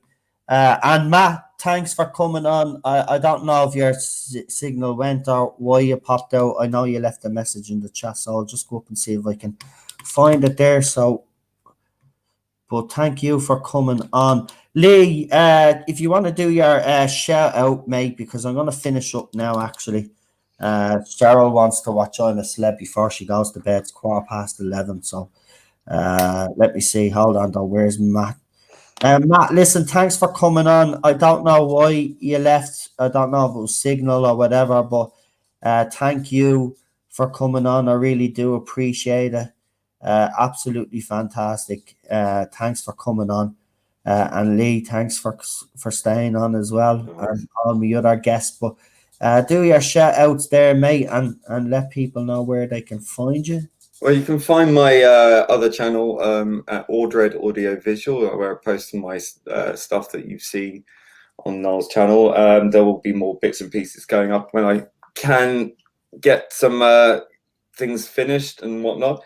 I will be back on Twitter at some point on a temporary vacation because I over-egged my enthusiasm for Doctor Who Day. So I did kind of I acknowledge that I was spamming somewhat, but yeah, that's all it was for. So yeah, just in case anybody tries to twist it. Oh, they will anyway. I don't give a fuck. And say that he was banned for something. He wasn't on Doctor Who Day. He was like myself. I'm actually surprised I didn't get a temporary restriction myself because I was spamming like crazy with the hashtag and putting the trailer up on the Doctor Who official out on America and the Yoke. So and even any account that I seen wishing everybody a happy Doctor Who Day, I was sticking the trailer in there as well. So that's what he got done for. It was basically for posting like myself. Yeah, it certainly wasn't for threatening somebody with physical violence. Yeah, like, exactly. Tom. Exactly. Yeah, so don't worry about that. I will be back at some point when I can be asked, frankly. And he'll be back when he's back. One target down, so I can take a rest and rest on my laurels. So that's got no problem. And as I said, we will be launching that new show on Sundays. Mightn't be this Sunday yet. I'll have to have a bit of a talk with Lee over the weekend and stuff and see what's happening. Hold on, though. We might have...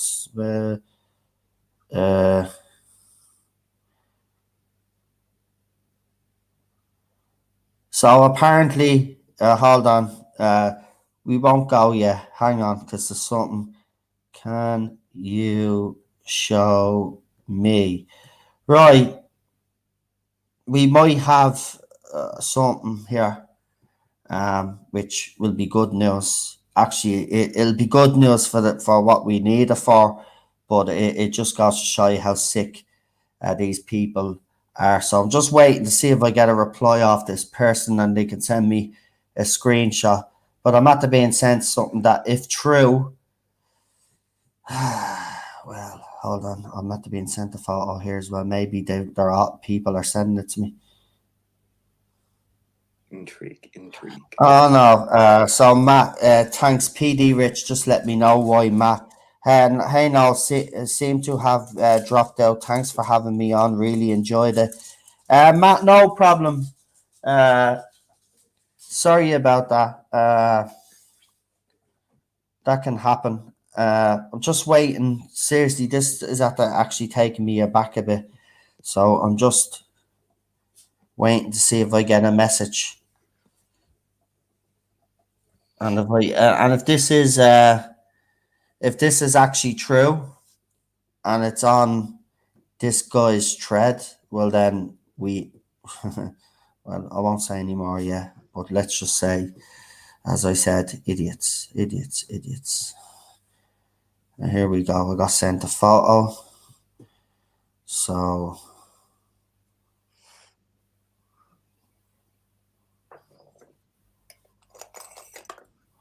right. I don't know if it's on that toxic account.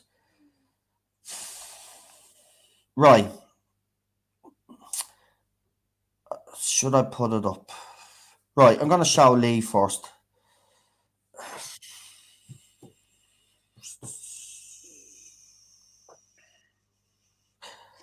Right, I'm being basically called a paedophile.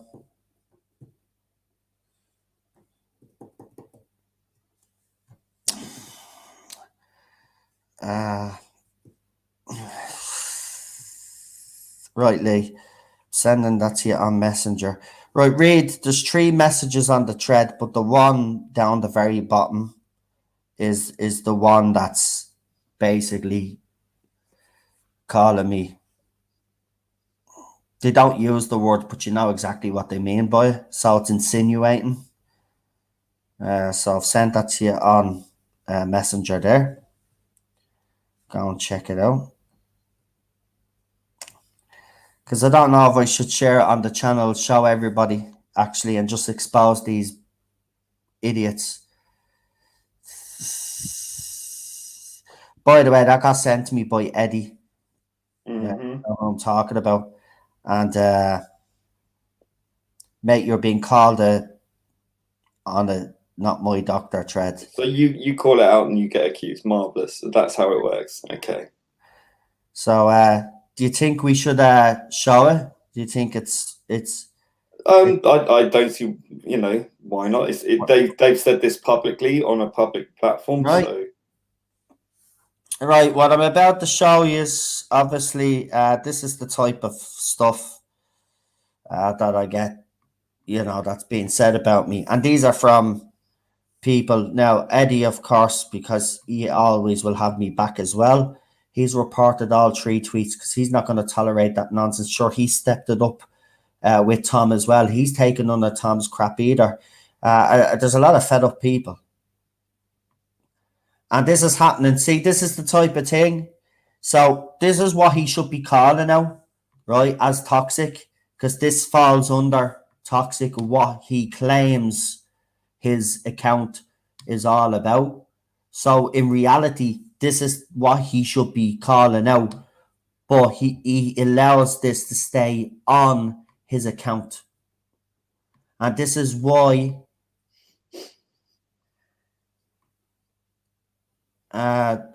PD Rich said I should just report it. Nah, I should just report it and not put it up. Should I not? entirely up to you. Feck it. There you go. So this account here says, and you can tell here that they're a rainbow warrior. You could just tell that this is a feminist here.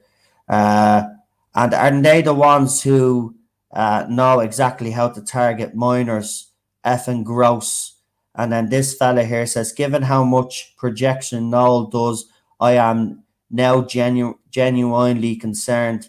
And then this piece of shit here, who I've bumped into plenty of times in the fandom and who I've blocked because they're a vile piece of crap, says those who tend to accuse are usually the ones with something to hide. So what are you insinuating there, Sarah? Right, because this whole thread is talking about targeting mine. So what are you insinuating there, you vile piece of crap? Please do me a favor. Report. It's on that account that we told you. If you see these tweets, please report them. This is the type of thing that we're talking about. But this only happens because this moron with his account keeps doing this to people, and it's disgusting. This is what I put up with all the time in this fandom. And see, the thing about it is, if I was to unblock her and go at her now and show what she's had to do, she'll turn it, play the victim, and then I'll have them all on me back. See, they get away with it because Twitter doesn't do anything about it.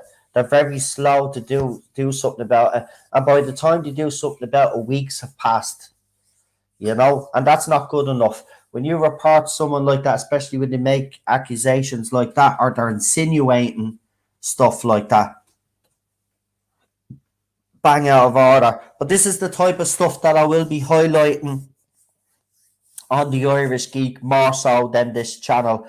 I just wanted to show you that there now because, to be honest, see, a lot of yous there have actually bumped into this girl because I see a few of yous in the chat saying that she's a bully. Yeah, she's a notorious bully. This is this is one of the people that was mouthpiecing for you know who. The account that she's actually on. They're all mouthpieces for that. Came out in support. So yeah, I'm gonna stick that up on Twitter as well. It's absolutely disgusting, it is. But please report them. But yeah, that's it. But you've done your stuff. So yeah, Lee has plugged himself there. So that's fantastic. I just wanted to show you that before I went. But yeah, that's disgusting.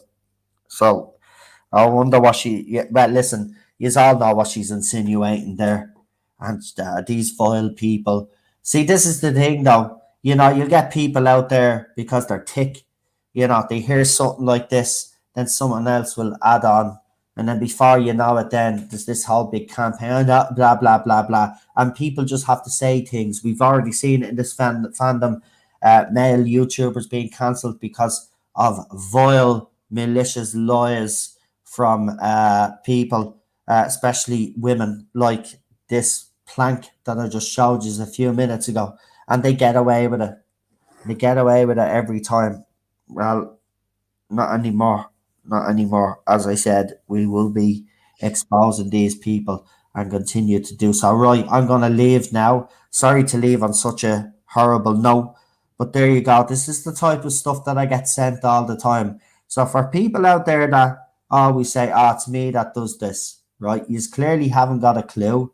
You should actually, check out all the evidence. We put plenty up in videos. There's plenty on my Twitter account. There's plenty on my Facebook account. There's plenty of evidence everywhere. Even Lee's thrown up evidence. Eddie's thrown up evidence. Others have thrown up evidence. If you still choose to ignore all that evidence that shows that this guy is causing all of this and it allows this, see, this is the type of stuff he should be calling out. He should be saying, how dare these people say this stuff about, no, this is clearly toxic behavior and this is the behavior that we stamp out. But no, Tom allows this behavior because Tom condones this behavior because Tom is a bully. Isn't that right, Tom? We're back to saying Tom again. Right, Tom? Bully Tom? You're in trouble now, Tom, because you've allowed a person to basically insinuate, I should say, that I'm a paedophile, Tom. Are you going to call this person out, Tom? You going to do your job, Tom? The job that you claim to do, Tom? No, Tom? Haven't got time, Tom. Too busy, Tom. Too busy doing, half-naked pictures of yourself, Tom. Posing, Tom. You really are ugly, Tom. Get a shave, mate. Yeah? Do you ever hear wax, by the way? Yeah, it's funny how dictators tend to have funny little moustaches, isn't it? Yeah. I just want to say that. Yeah, some crazy back in the 40s. Yeah, remember him? I have to go now, right? So, who's Tom? Tom is not my Doctor Who account. That's who Tom is. Tom is the little pussy who got banned off Twitter for being a harasser and a bully, and then cried like a little baby, and then got loads of support off all the other little insecure babies, like Mr. TARDIS. That's what he calls himself now, or something, or TARDIS. Well, I don't know what he calls himself anymore, but he's rebranded himself. And some other dipshit, which I never seen. 3 photographs then were put up and were trended by their little supporters and all these little J-bots, along with their usual pals, Ben Cook and the Time Ladies and all those other gobshites, because, they're the victims. They're the ones that are being bullied. They're the ones that are being victimized. But it's not the other way around, because, no, that doesn't happen. They're all the same. Even the other one that I spoke about there, one of the Time Ladies, anytime she's called out on that and she deletes her Twitter account for a while, disappears and then comes back, because they can't face being told the truth. Because they're all insecure idiots.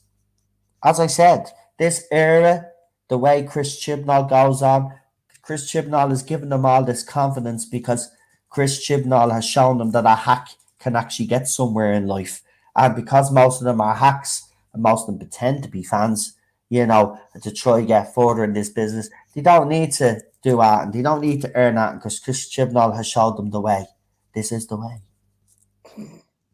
Isn't that right, Tom?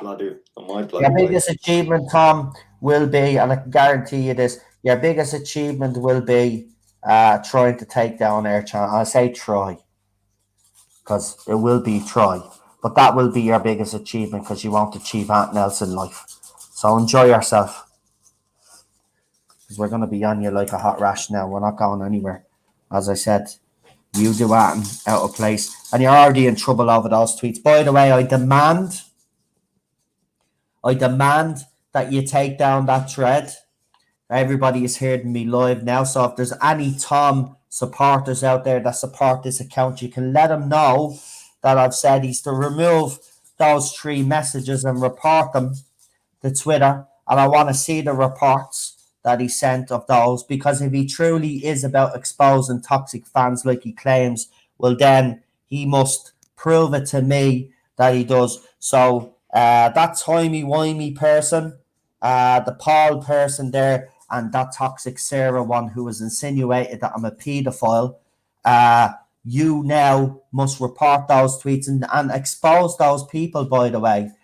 Prove to me that you're not one-sided in this argument and call these people out, right? If not, you're in a lot more trouble than you think because you've allowed this to stay on your thread. I don't know why you think you can get away with this, but you certainly won't be. And in the meantime, if you do me a favour, if you could report those 3 vile people, that would be absolutely fantastic. Right, I'm going to go.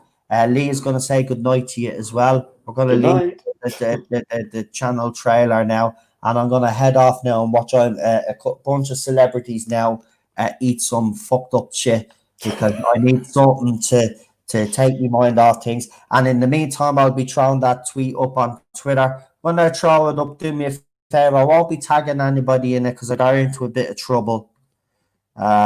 Well, I didn't get into trouble. It's just one YouTuber asked me if I could tag them, which is fair enough. And I went and apologized to them, and we're all good. It's all cool. But I won't be tagging people from now on.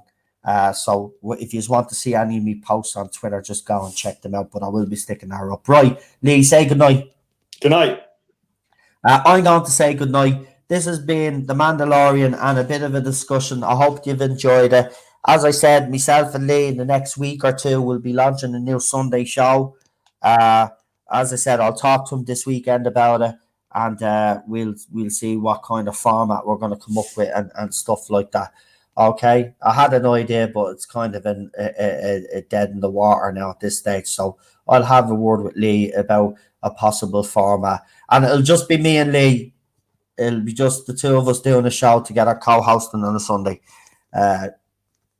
Because we bounce off each other. I hate the Englishman, he hates the Irishman.